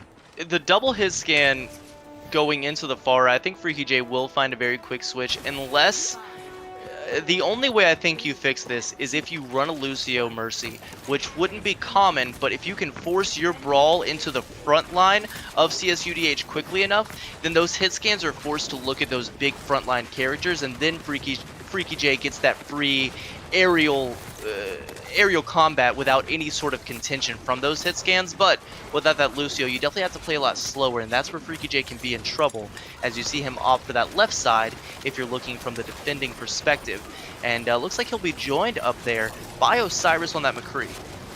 Yeah, already fight has to go forward. 3 of these players are just trying to take the high ground. A good job from the Northern Essex side to do so, but they need to be able to win the fights in contention down below. The Brawl has to connect, but Mame Shiba connects first. Kermie is out for the count. None of the appealing to support, but Girthquake takes Freaky J. 3D Hizzy will be felled, but that's not the main thing. Mame Shiba is still alive, and you're going to have to remove that. They have your McCree player of Osiris still up and behind, but they don't have any way to get heals, and it's going to go in the other direction. A nice wall will come through, an amplification field from Zara. This attacking side of Northern Essex has been able to stagger themselves. A grab this early. Tilted is able to just tilt the scales in their favor and completely just take to the subjective. I don't think we're going to see Dominguez Hill have any chance to contest anymore. No, and in contrast to that, look at the ult charge for 3D Hizzy. Only 50% to a grab as Tilted comes out with one early, and look at the ults that they were able to build off of it. Kermie gets a shatter. Freaky J is almost ready with a barrage. Osiris and Carol both building up to their respective ultimates, and that grab alone not only won you the point, but turned the ult economy in your favor after a very stagnant brawl that was that first point, and now they'll get this corner for free. And if I were them, I'd go ahead and pressure that shatter, because if they are ult tracking, they know Kermie has it, and I'd start brawling at that second corner. They'll do just that. Do have to get away from that Bob though. Danny's going to go ahead and pop Visor, looking for damage increase and attempting to maybe catch 1 or 2 of those small players behind. But a nice shatter comes through from Mame Shiba and really only does the damage against Kermie, but Girthquake finds a dynamite kill to Tilted and puts themselves in a position of dominance right now. They were not able to contest during that corner. I wanted to talk and briefly go back for the contest of the control point of the first point of this hybrid map. It was Zara who dropped the amplification matrix, which then forced the opposing side of Dominguez Hills to take a step back. They're scared of that field. They had to hide, which then gave Tilted, once the grab came up, free reign of every player in that pocket. They were forced into it, no way out, just 2 locked up. But a barrage comes through. Girthquake denies Freaky J of any opportunity. A grab goes in the other direction for 3D Hizzy, but it's going to go in direction of Tilted as they find the kill instead. And it does look like we're going to see Northern Essex actually can take control of this second corner as well. But they still have to make it to that coveted point to increase this time. Osiris does find the high noon kill, and it's just kind of the DPS story here. Freaky J and Osiris are just making all the space in the world that Kermie's able to walk forward for free. Once you take that corner as that Reinhardt, you have the luxury of really just holding that corner, that natural structure, and with this DPS composition, allowing the damage dealers to do the work for you. And Kermie's doing a great job of recognizing that, not overextending this time on that Reinhardt, and being able to hold where he's supposed to and letting others do the work. You don't always have to be the hero, and he's demonstrating that as well as possible right now. Yeah, already the fight has to go forward. They're letting this continue onward. Mame Shiba finds Kermie. That may be a staggering, but Mame Shiba is getting that boost. E-Meta will have that one popped up, and they're going to continue to try and go forward. just full send it at this point in time. Yeah, right? I mean, you can shatter craft a right there to couple get more. staggers, right? Like that's exactly what you do. Is as soon as Sheba gets it right there off the back of that nano, you just shatter to continue the staggers. And now we're not talking about 4 minutes and 10 seconds. We're talking about 3 minutes and 45 seconds before another fight even breaks out. Not a huge deal in terms of the long run, but it would have helped you out. It would have assisted you more than you would attempt. But sure. Bob's going to be sleeping, not with the fist just yet. It's not been taken out, but 3D Hizzy finds Kermie, and a very nice job right now from Dominguez Hills to just completely dominate this section. There's no way they're getting through this corridor. They're shut down at all angles, and not much that can be, I guess, theoretically applied from Northern Essex, except to wait out some of these ultimates from Dominguez Hills and then get ready to pump their own. Yeah, they're nowhere close to this Grab Dragon combo, and I honestly think Tilted just walks in here and throws the grab. I think Freaky J is going to be quick enough with these Dragon Strikes and talented enough to use them in the right manners. Ooh, such a good window fire strike combo. Freaky J is insane!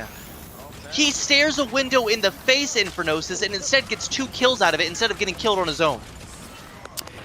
It just doesn't seem to exactly be what you're looking for. Freaky J has been so consistent throughout. Now they're going to be able to just snowball forward. There comes Tilted. Now a Dragon Strike to come through. It will be Danny popping the visor, trying to get some damage off. We'll find one of the healer rock as well to Osiris, but it's not going to be enough because Kermie gets a shatter kill to Danny, and they just need to clean up the last player. They're managing to stay alive, and Ash is a little bit more resilient than I think they anticipated at that nano boost, but it does not matter in the end.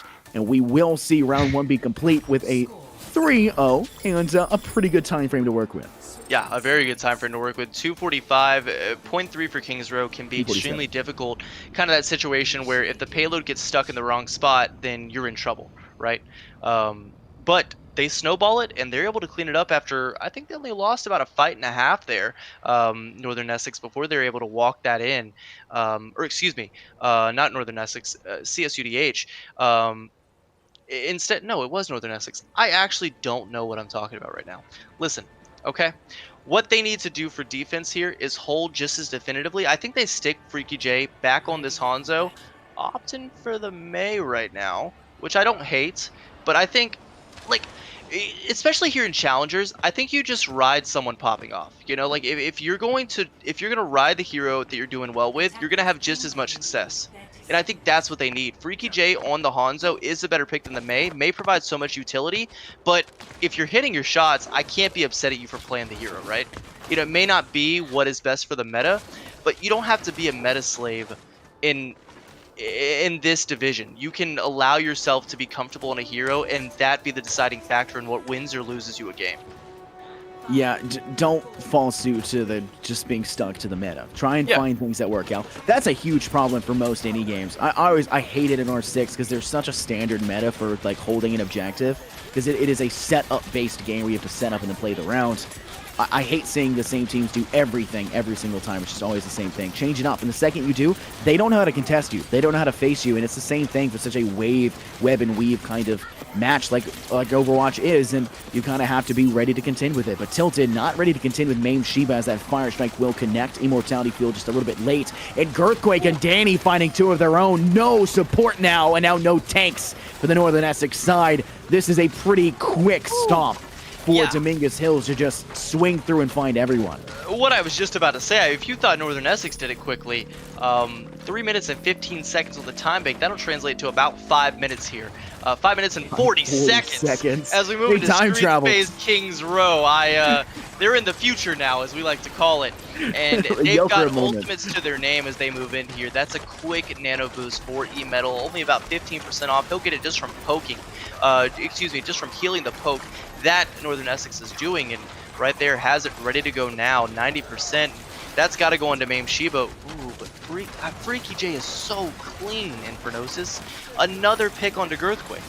And this needs to just do it with a recon bolt. Doesn't necessarily need to worry about doing it with Storm Arrow. And a big shatter actually comes through from Kermie, traded back by Mame Sheba, and it's going to go in both directions. Freaky mentioned take E-Metal out. Mame Sheba charges Kermie, so you've lost a frontline tank, but they've lost a healer. So their respawn may be a little bit closer, but it does come with a baseline problem. You're going to have Zara drop the field, making this amplification matrix that much more effective, but when Tilted's on the other side of it and not really relying on that extra little boost, they're just trying to get their charge up and increase their damage and maybe make it so that they can bait out a little bit of extra Zarya bubble charge on top of it.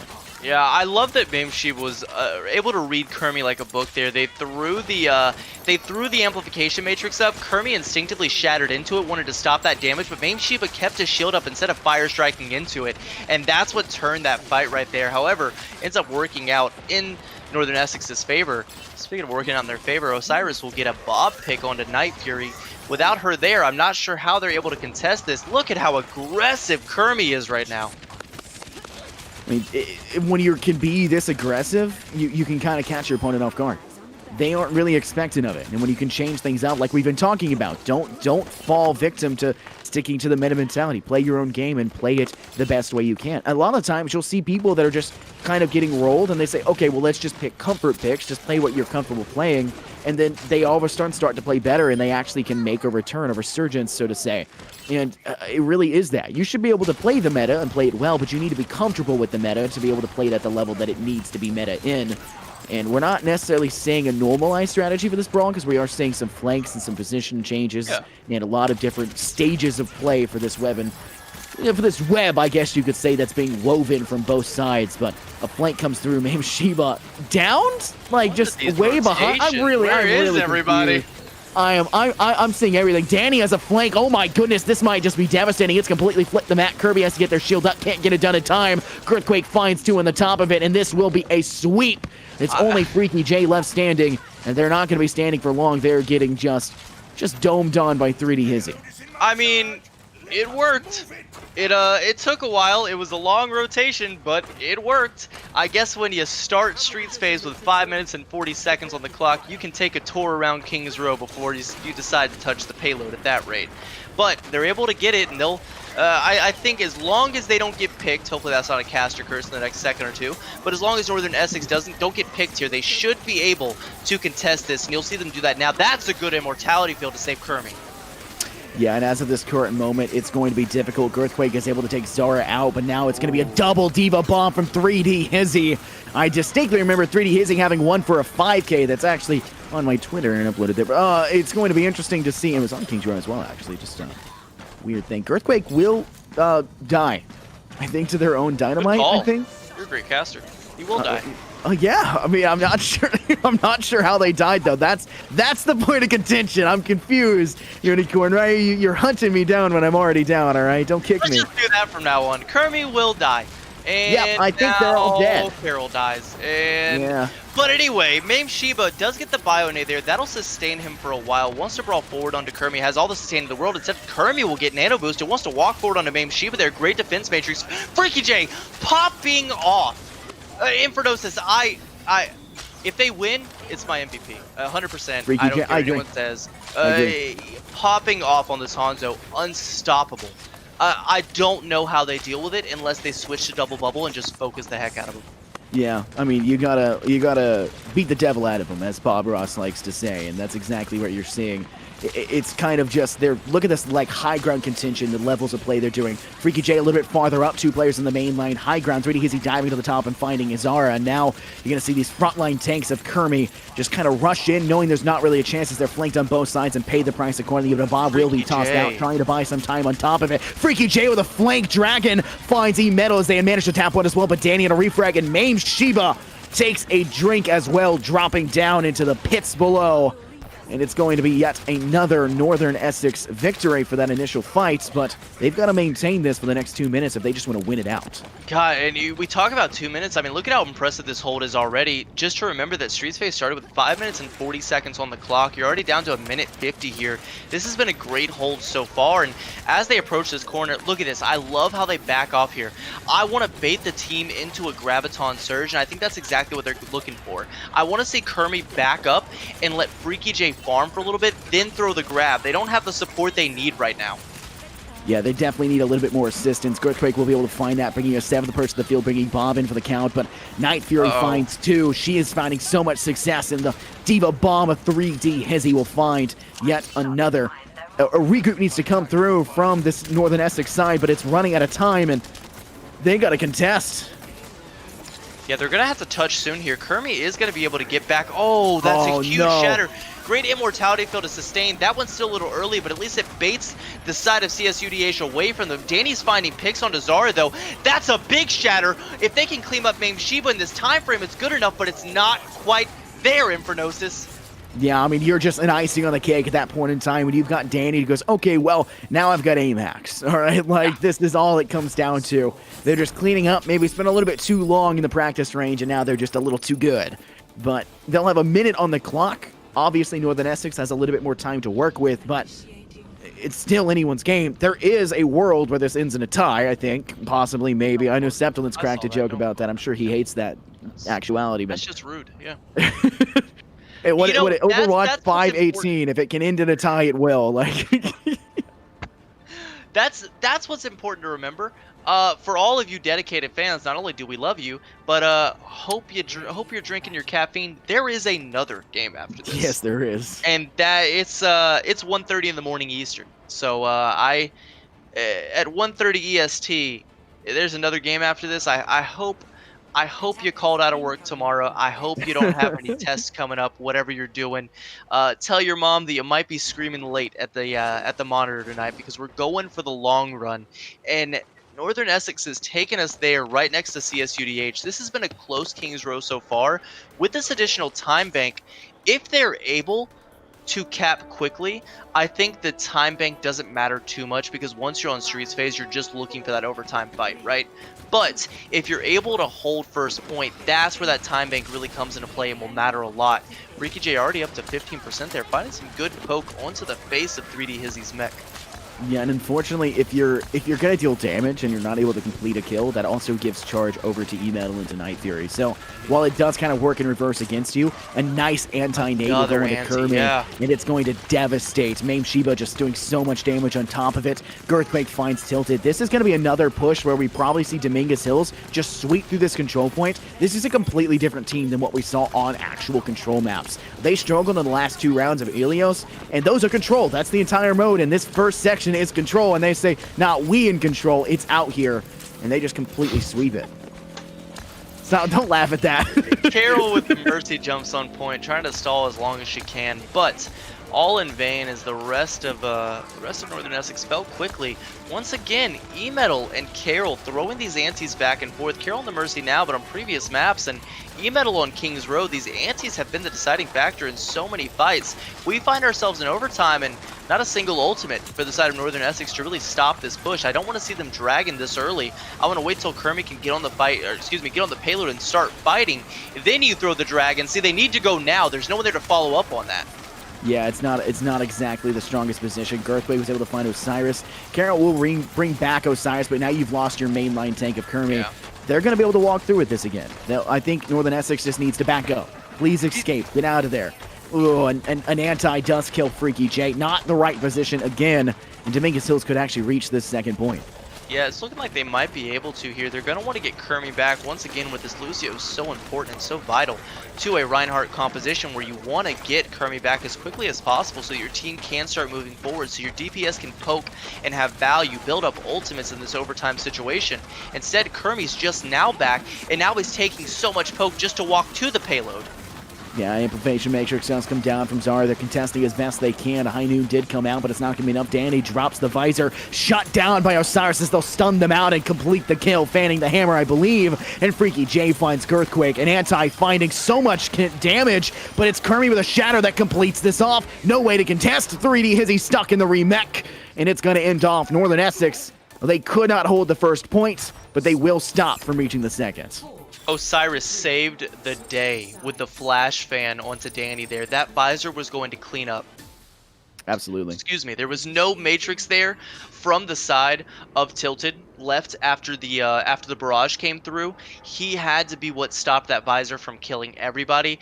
Did so perfectly. Kermit finds the shatter just to clean it all up. Unfortunately, Night Fury not in a great spot as that Mercy, unable to get the res, and does eventually fall herself to that shatter, excuse me, to the swings of Kermit. But that's not a terrible hold, but definitely a good push. If I'm on the side of CSUDH, I'm screaming winnable right now. I'm saying that this is definitely a winnable Kings Row. You can go pretty much as long as you want. Build up as many ults as you can. You will still get to an overtime situation where you can dump all of them. Yeah, and at this point in time, I mean, Northern Essex, they took this point, and they did it in a really convoluted way. And it gave them time. They didn't get it as quick as we've seen both times Dominguez Hills do, but their Streets phase was cleaner. Their last phase was cleaner, the factory stage, and they ultimately had more time. But they kind of can fall into the route of going in and playing the same way they did previously, but they're going to bring it up differently. We're seeing a Symmetra come out from Freaky J. We're seeing that Bastion. This is the statue player. We're going to see him go up top. This could be interesting. They're going to go up. No, they're going to go to the high ground behind, not the statue. And they're going to look to maybe punish a little bit further. This Bastion should be able to find some damage. Immortality Field placed down and removed. Osiris fighting Danny off. Immortality Field Immortality Field, but Osiris finds Danny in Recollection. Not much they can do beyond it because they've lost a little bit of damage support. Tilted finds 3D Hizzy, and now Tilted at a massive amount of charge, looking to try and take out the player E-Metal as well, but it'll be Freaky J to find Night Fury. Move this Bastion, get him in a more aggressive position. Mame Shiba's just able to kill Kermie because Osiris is chilling up there doing absolutely nothing on the Bastion. They are able to res Kermie finally. Looks like this is still Pulse Bomb. Oh man, this can absolutely still turn in the way of CSUDH. Well, no, they don't have a Lucio. I was gonna say if they could get Mame Shiva back fast enough, but instead you'll see Northern Essex take it. A good Pulse Bomb, but not quite enough to stop it. Osiris on that Bastion positioning was a little questionable. I understand he was dealing with I believe it was Girthquake on the Tracer previously that was trying to shut him down, and that's what he was dealing with, but you had two supports trying to support him through that Tracer duel, and nobody up there for Kermie trying to help him through that. Yeah, difficult position to go through. Kermie finds 3 with a nice Earth Shatter, but the Immortality Field saving the lives just ever so slightly. Now Mame Shiba returning it back, but will be felled by Kermie in the process. Assistance, of course, by a couple of the DPS players of that Baptiste, Mercy, and the Osiris player. Freaky J collecting on top. Kermie will have been felled by Danny, but immediately brought back. The resurrection coming through. They've got a minute. They can lose one fight and try to make the return, but it doesn't look like they're losing these fights. Northern Essex are swinging quite physically, and they have a Graviton Surge if they want to make a combo. And this is where you stop, right? Like if you're CSUDH, you say, okay, as of this point, no more ultimates until it's overtime. Try and sustain, try and make it a slow fight. We can get to overtime, even with as quick as it is. But with that grab, they're going to have to throw something here. Yeah, they're going to get Ant into the process, though, making it difficult. Mame Shiba is going to get manoed in the process. Just take this L. Northern Essex, lose this fight and reset. You've got to get out of there and survive. If Osiris gets refragged here right at the last second, it's not going to matter. You've got to get a Lucio. You've got to switch it up. Carol will make that switch over. You got to get a High Noon situated in the objective. You're going to have to deal with a Visor, and you're going to have to deal with a Diva Bomb. You might not even make it back in time. It's going to be pretty darn close, but they're going to have to straight rust to this payload and contest it instantaneously. They'll make it back, but it's such a bad situation where they have to brawl immediately. Osiris has to find picks here. They have to block the bomb. Nobody dies to it. It's Immortality Field down. It's a huge shatter from Mame Shiba. Danny's going to clean him up with a Visor. CSUDH are going to take Kings Row. We're going to see it go all the way. This is a series. We've been saying it tried and true, and we might actually be going all the way to 2 a.m. to see this one get finished off. It has been a constant best of 7 and playing all 7. This is, by all accounts, an insane night for Overwatch. Insane night. This deserves this deserves nastiest play of the game. That shatter finds 1, 2, 3, 4, cleans up. Danny finds everything with the Visor, and who was that slept back there? What a clutch sleep from E-Metal as well. I mean, that was just, I mean, I can't even rave as much as I would love to rave. 31,000 damage blocked by Kermie, but Girthquake alone had 51 eliminations in that match. Girthquake, that is, by all accounts, on a Richter scale. I mean, there are phenomenal. It is insane. You like that one? It took you a second. Yeah. I saw your brain start churning there. They did phenomenal, and Dominguez Hills will win it off of it. I found myself in another Boise UCSC situation. I feel like I'm speechless. This is gonna go all the way. you're feeling it at this point, right? Like both teams are swinging back and forth, and that time that felt neck and neck, right? Like that felt as close as it can get. Overtime be overtime, those last couple meters being the deciding factor, and ultimately the biggest shatter in the world comes through and saves the day for CSUDH when they did not have a lot of ultimates to their name to try and defend with. Yeah, and it's going to be pretty interesting what's going to happen. We're going to jump to another short ad break, and then we'll be right back. But it's going to be the final of all finals, and then you're going to have another game right after that. And those players, well, they're going to be a battle of attrition to see who tires out the fastest. But nonetheless, my name's Infernosis, joined here by Unicorn. We'll see you guys in a few short minutes.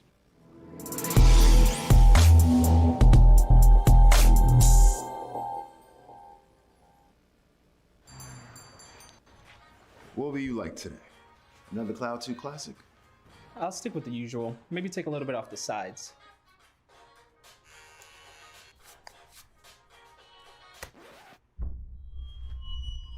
Oh, that's fresh.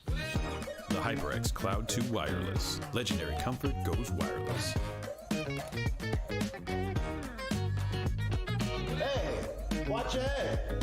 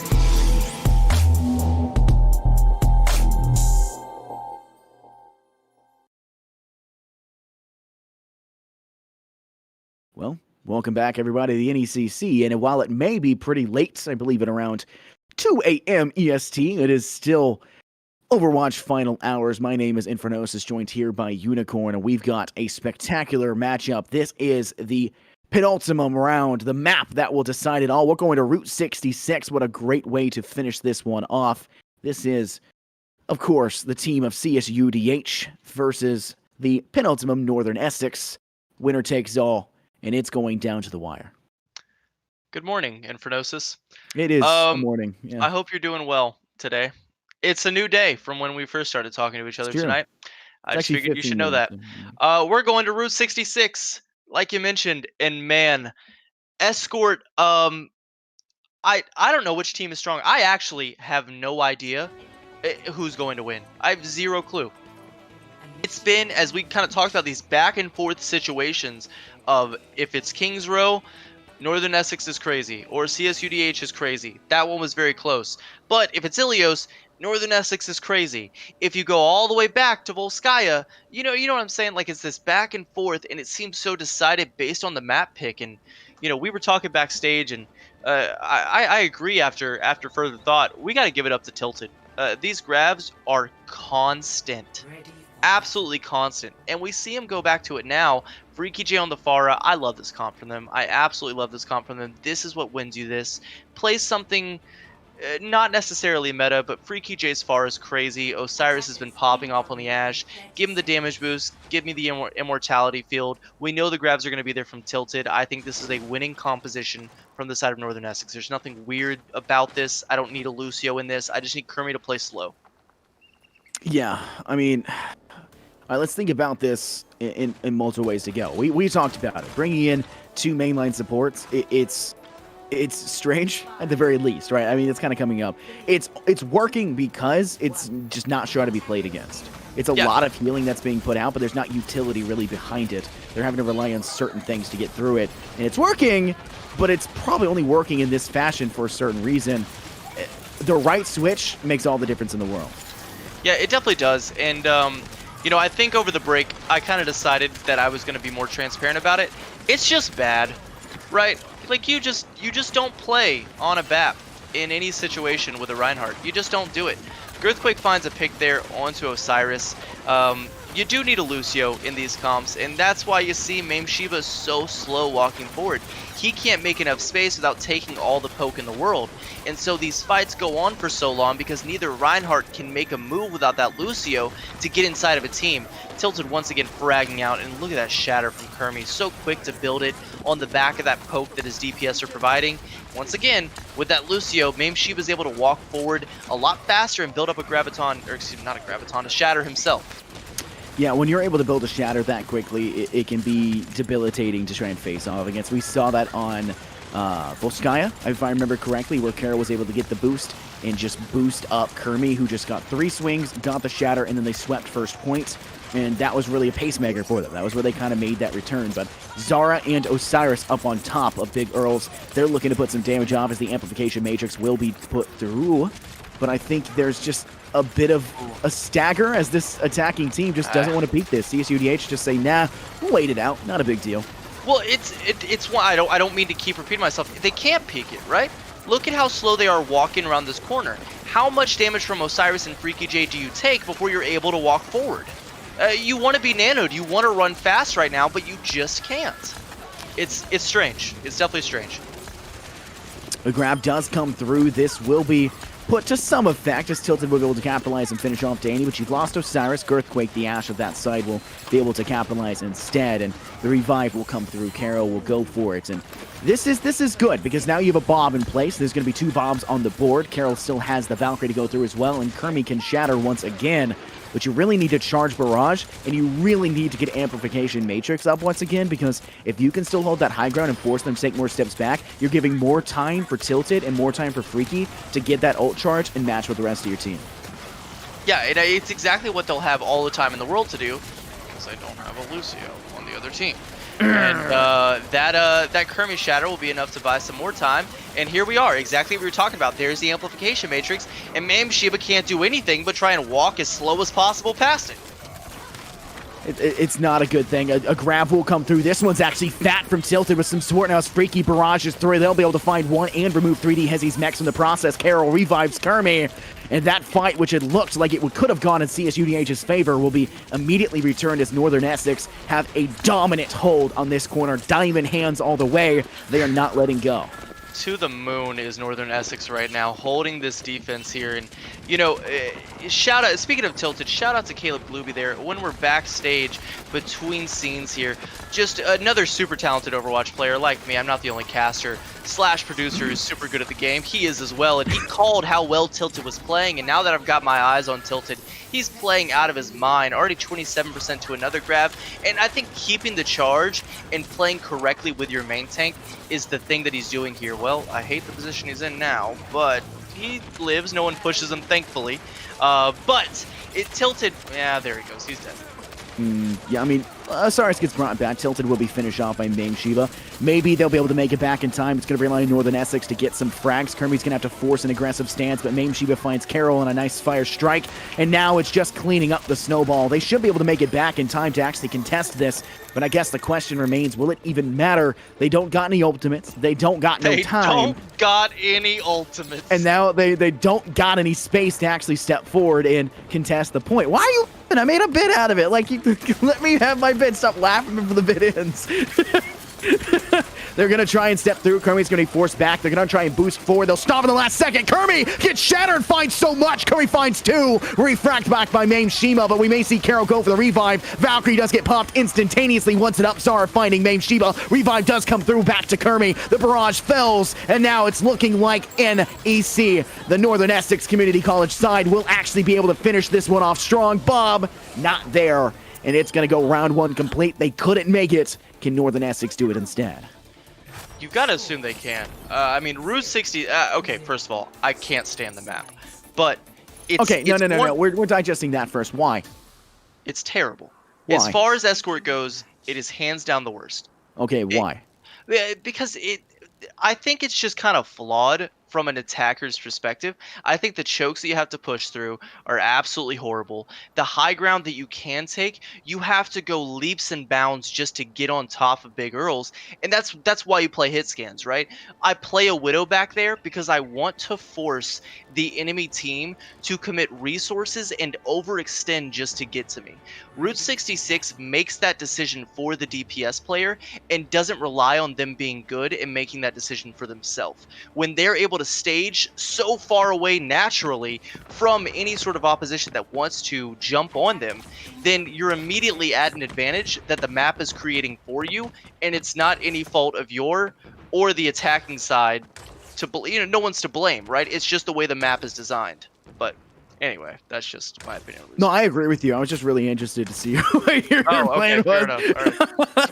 I figured it would be a great way to buy a couple moments of time. Well, all right.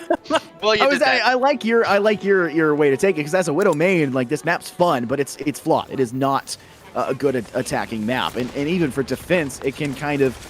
snowballing is really bad on this map. It is really bad because it is a long distance to travel. It is really egregious corners to step around. They can be a double-edged sword to face off against, and it just doesn't pan out in your direction. But looking at this double-edged blade, any Northern Essex, I should phrase, sorry, is continuing to try and put the brawl. Kermi is just wanting to get that charge up as fast as possible, but Main Shiba is just that 10% ahead. That may be all it needs for them to win this first fight. Ooh, big anti there. Gets cleansed by Tilted. Tilted on fire on the Zarya. Immediately cleanses that anti onto Kermi. Now he's got a Bionade. He's able to walk forward a little slowly because, well, is Kermi stuck? No. Okay, that was close. Did you see that? He looked a little stuck there. It looked a little strange to begin with. But, you know, Kirby able to sustain it. Look how quickly both Annas are building up this nano boost. That's a huge anti from Carol. She's going to single-handedly carry this fight. This could be it for Gnosis. Oh my goodness, Unicorn, this I think this just might be it. Now they've staggered Danny as well. They're just completely trapped. Kermi is unstoppable in that swing. I mean, there's nothing they can do. Danny will be able to contest for just a few short moments. This is going to be so difficult. That Sonic Arrow will make it a little bit difficult. Freaky has some information they can play with. They've already got time to be able to step back, but Tilted has grab. You've got Amplification Matrix. Maybe steps Just forward, grab and grab can go out. Grab, but Immortality Field. They've caught 3. They're capitalizing. When E-Metal finds 1, Danny has the visor. It's going to be stopped. Danny finds 3, and they're still in this one. Danny with an visor to save the day. Tilted just a little too late on that Graviton Surge. Needed to come out as they were in the tunnel. That way the DPS are forced to touch because the main tank and the off tank can't. And that would have been the deciding factor. Somehow, CSUDH are still in this. Well, I think even our producer is in utter disbelief. Though to be fair, he's been at this for 7-8 hours now. So I'm honestly shocked he can breathe correctly sometimes. He just forgets when you get so tired. Because I was like that last night and this morning as well. So, you know, it gets to that stage. But the rush does come through. The brawl attempted to go on. You're going to have Osiris drop in with their own visor. Maybe she finds Carol in the process. Now no heals. Immortality Field taken out. They've got an Amplification Matrix as well, making it a little bit more difficult to contend. Northern Essex just has to take a step back and regroup again. They're not winning that fight. Okay, hear me out. They push forward here. They force the Bob out. They either burst Bob down or they shield away from it. Freaky J needs to go over to the right side of Big Earls and Dragon straight through the gas station. That way it cuts off the point and either forces Mame Shiba to walk backwards through it or walk forwards into Kermi. That's how you win this right here. You turn this with one ultimate alone. Yeah, that's absolutely. Here comes the Bob. You need to contend this. You still have about a minute if you could just burn down Bob pretty quickly, but a Dragon Strike does come through. It's going to dish out a lot of damage. Mame Shiba stepping into that. It somehow does not kill, but an Inflammation of Matrix. Oh my goodness, a shatter out of nowhere, but it's going to be Danny that's once again saving their team. Danny is single-handedly the backpack carry. It was Girthquake previously. Now it's Danny. It's cleaned up, and CSUDH are fighting for their lives, and they're doing an exceptional job at that. My jaw's on the floor right now. This is one fight territory. It has to be here. I'm not sure Tilted can build a grab fast enough without the Lucio there to support him. Zara does go on to the Lucio. You see Freaky J nowhere near it. Carol's Nano Boost is the only ultimate that can carry this fight, and they've got to get away from a visor. Yeah, it looks like they're going to take the background. Northern Essex looking to maybe contend from up top. They're going to take so much time to do this, though. They might not even make it to the point. They're trying to go big. Earl's boost does go down with a Kermi, but it's going to be a visor from above. Danny's aided this one off. There's no supports in this fight. You can't contend. Freaky may find one. Kermi finds another, but it's not really looking that hot. Tilted dies. Freaky's able to contend. It's just Freaky and 2. They got it! They turned it! The DPS have saved the day! Osiris and Freaky might have been enough, but Girthquake will make it back in time. E-Metal is close as well on the Lucio. They're going to be able to contend because they have a Lucio themselves and can speed boost back, but they brought the Hammonds, they brought the ball, and Ryan has returned as well. There's no ultimates left for Northern Essex, and there's a shadow for Mame Shiba. No! It finds 3. This might just be it. They're finishing off this fight. It's not going to be able to be contended. Northern Essex looks like they will be felled. Oh my God, down to the wire, and it's going to go that way. CSUDH, take it! It goes all the way to map 7, route 66. CSUDH come away as their Challengers Division grand finalists. They're able to come away with the victory. I can't believe it, Infernosis. That should have gone the way of NECC 4 different times on that route 66 map alone. I am in utter disbelief. I am in utter disbelief. This was... why did we get the 2 best games possible here for Overwatch tonight? Don't question it. Just thank Caroline and what's his name? He's right here. Caleb. You mean Noah? The other Overwatch director? Oh, Noah. Yeah. Noah too. Listen, okay, it's 2 in the morning. I get it's late, but come on. It's 2 in the morning. Okay, look. What a series. What a series. Oh my goodness, spectacular. They had it. They had it. They were right there. Tilted, you played out of your mind. Tilted, look at me. Just grab the wall. Just grab the main tanks away. Just grab the tanks away. DPS are forced to touch the point by themselves, and then they die immediately. Then main tanks come and touch afterwards, but there's no damage to follow up, Tilted, because you killed the DPS because they had to touch point because you grabbed the wall. CSUDH, Very deserving of the victory, though. They played a heck of a season, deserve the win. Your number 1 seed, take it. The antithesis of what we saw from the Boise State UCS game, and they kill it, right? Santa Cruz, right? That one. Don't do this right now. All right, I'm busy. I'm trying to do something. This is serious. Sorry, I They won't be take distracted as away, much. they go forward with a W, and it all works out. CSUDH made it a series. They brought it here for our entertainment. All 118 million of you in chat, I hope this was the series you wanted. I hope it was the series you needed. I know I enjoyed it. Infernosis, we're going to send it over to the panel. Coach Jim doesn't love me enough to let me go talk to them, even though I want to. Anything to to say goodnight here before we go to bed after a very long night, but such a fun one. Well, this does officially end this semester for me, and I believe for you as well when it comes to the NECC. So just once again, thank you everybody for having us, not just here for the playoffs and the finals, but throughout the whole season. Overwatch has been a blast throughout. You'll be in good hands tonight with Nuclear and Septilence, and then you'll be in good hands with, I believe, Yelkerb and Neely for the Champions Division tomorrow. It's always been a pleasure to cast here. Absolutely. And on a more serious note, Infernosis and I joke around a ton. On a serious note, we appreciate every single one of you to support whether we like to admit it or not, still a small setting here that is ever growing and supports a collegiate environment where we can support players and we can support casters and producers and coaches who are up and coming, who have so much potential to make it big. Infernosis, Caleb being great examples of two extremely talented players, or excuse me, two extremely talented people, and all the players who can come and shut up, idiot. And then so many people, I'm trying to be serious right now, and so many players who have the potential to do all these great things. We support and love you guys so much for supporting us through it. Huge shout out once again to Caleb running all this production in the back. I'm Unicorn. This is it for me from the season. Hopefully I get to do some off-season stuff. If not, I hope to see every single one of you guys around through next season. It's legitimately and as sincerely as possible such a pleasure to do this for all of you. I love it so much and could not be here without all of you. Ditto. Okay, bye.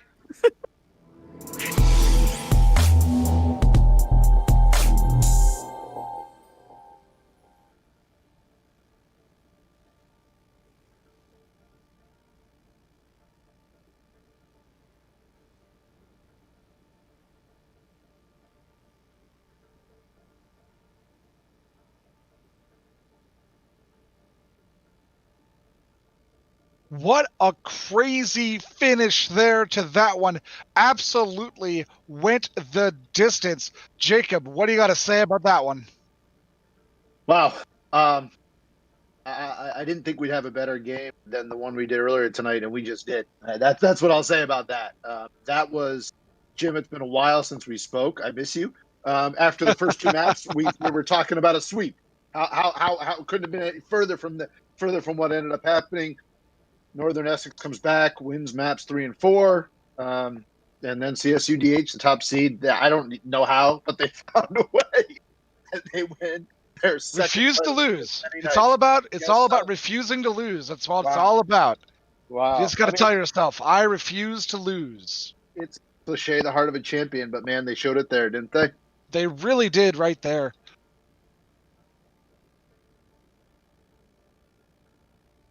And our producer is letting us know CSUDH, the first team to ever win 2 trophies in one semester. So quite the feat there. We all do feel a little bad. Our NECC, not the school, but the league member did end up falling there. Great showing though from Caroline Shaw. Yeah, she played great. Your heart breaks for her, obviously, unfortunately, but CSUDH just found a way. Caleb, our producer, is right. It's the first time last semester we had 9 different colleges, I should say, win our 9 championships. This semester, they're the first repeat winner. So they now have 3. They're definitely the leader of the clubhouse, and people got some catching up to. Congratulations to the Toros from adding another trophy. Oh, yeah. And the way they did it, like the final push there, and I know the casters we're kind of talking a little bit bad about that map. I kind of like that map. It's minority opinion apparently, but I kind of like that map. And I like it for that reason that we saw right there. You just don't know what's going to happen. Just a crazy, crazy finish there. I'm waiting for our producer to put. What am I introducing? Yeah, no, I'm waiting for my producer to put our interview together here in the lobby. He's like, introduce the interview. I'm trying, bro, but you haven't given me the lobby yet. You gotta bring everybody here into the lobby, Caleb, before I can introduce the interviews. There they come. Maybe do your job, Caleb. I don't know. I'm just saying, I'm not saying, I'm just saying. So let's go. Congratulations. Congratulations, everybody from Dominguez Hills. I feel like I talk to your team more than I talk to anybody else. Thank you. It's a great honor to be here. So who wants to talk about that final hold right there? Who wants to talk about it? Oh my god, dude, that final hold. Yeah, that one. That's the one we want to talk about. Who wants to talk about it? I mean, I can talk about it. Come on, team captain. Okay, so honestly, from the get-go, we, as a team, we have to, of course, trust each other and always be communicating, especially when everyone's screaming at the top of their lungs on that final 10 seconds of the hold. We had to control our nerves and play it confidently, especially when the enemy team's literally like inches away from the last point. We just had to make sure, like, okay, who can touch? If he dies, who's gonna go in next? And then, it's the biggest part in that, last few seconds of that match was just teamwork and trust. Like, I'm trusting everyone on my team to make the right decision, during those high stakes moments, because that's literally what the game came down to. And just super grateful for my team and everyone who supported us. Let's go back. Let's talk about maybe not as much as that what you want to talk about. Let's talk about what happened on King's Row. It looked like you guys might have had that one in the extra rounds. A perfect take on the point to unlock the payload, and then just stalled out right before the second point. What was going through your guys' mind when you went down on that one? Before Honestly, the second point. When we went down on it, everything's a blur for me right now. like, yeah, we're still figuring out the last fight. Fair enough. Just because it was a really good it was a really fun map to watch, King's Row.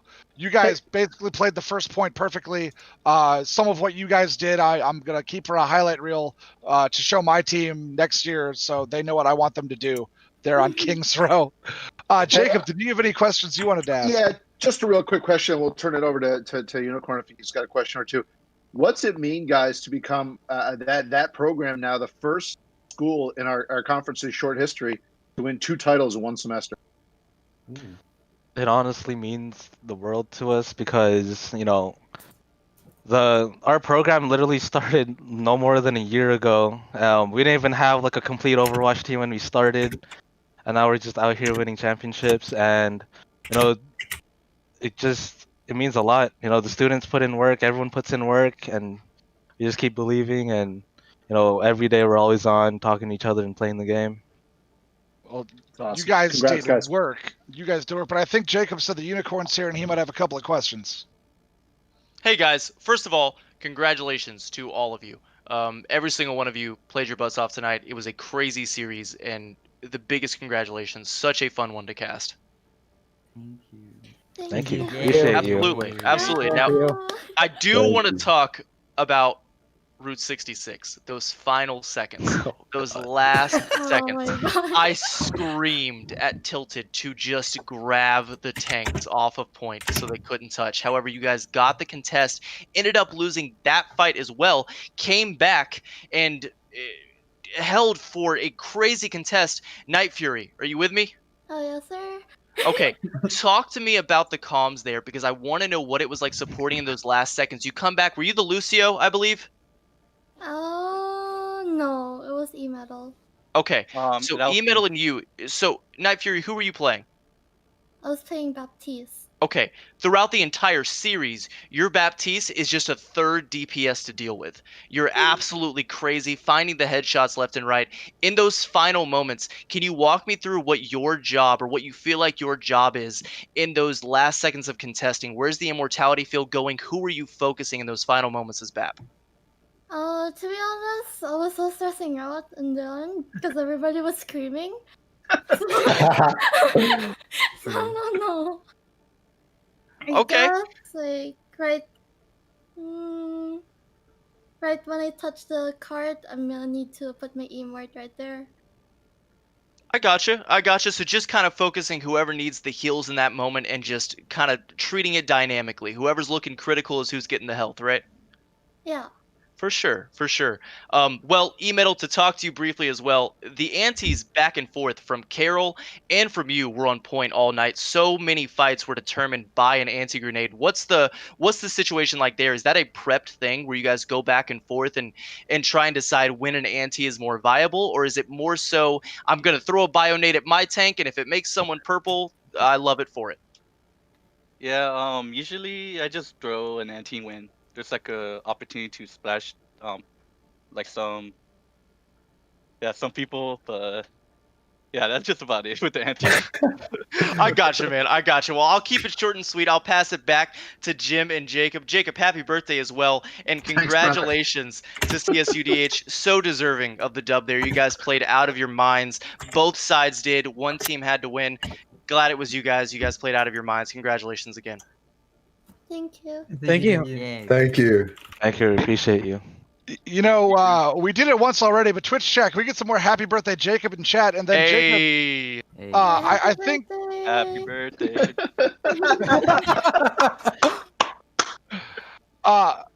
Hey, let me give away a trophy. This is what they're waiting for. They're not waiting to talk to us. They're waiting to see this. This is coming out west. This is going out to Dominguez Hills. Guys, you got to build a bigger case. Ruben, our guy out there at Cal State Dominguez Hills, congratulations. Another NECC championship going out to the beautiful Dominguez Hills. Congratulations, guys. Well deserved. What an evening. What a night. Another NECC championship. Yes, sir. Yeah. Let's go. one for the ages, guys. One for the ages. You're going to remember that one forever. Yes, sir. One for the ages. And that will bring us finally to our fourth match of the night. The one I've personally been waiting for. Fresno State going up against Carroll University. Jacob, who do you like in this one? I like Fresno, to be honest.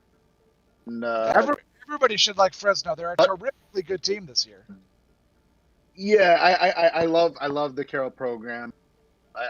Fresno's a buzzsaw right now. We'll see what happens, but that's my lead. I would love to see Carroll win just because the Peacocks beat Carroll earlier this season. So I would like to think that my team is good enough to beat the eventual finals champions. Mr. Producer, are we good to go? All right. We will take it to an ad break, and when we get back on the other side, match number 4, Carroll versus Fresno State. Don't go anywhere.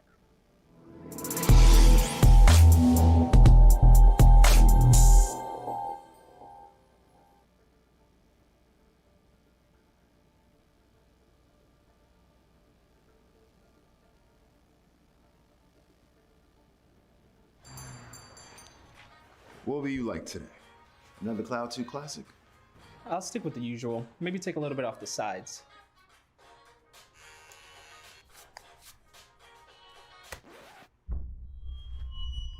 Oh, that's fresh. The HyperX Cloud 2 Wireless. Legendary comfort goes wireless. Hey, watch it.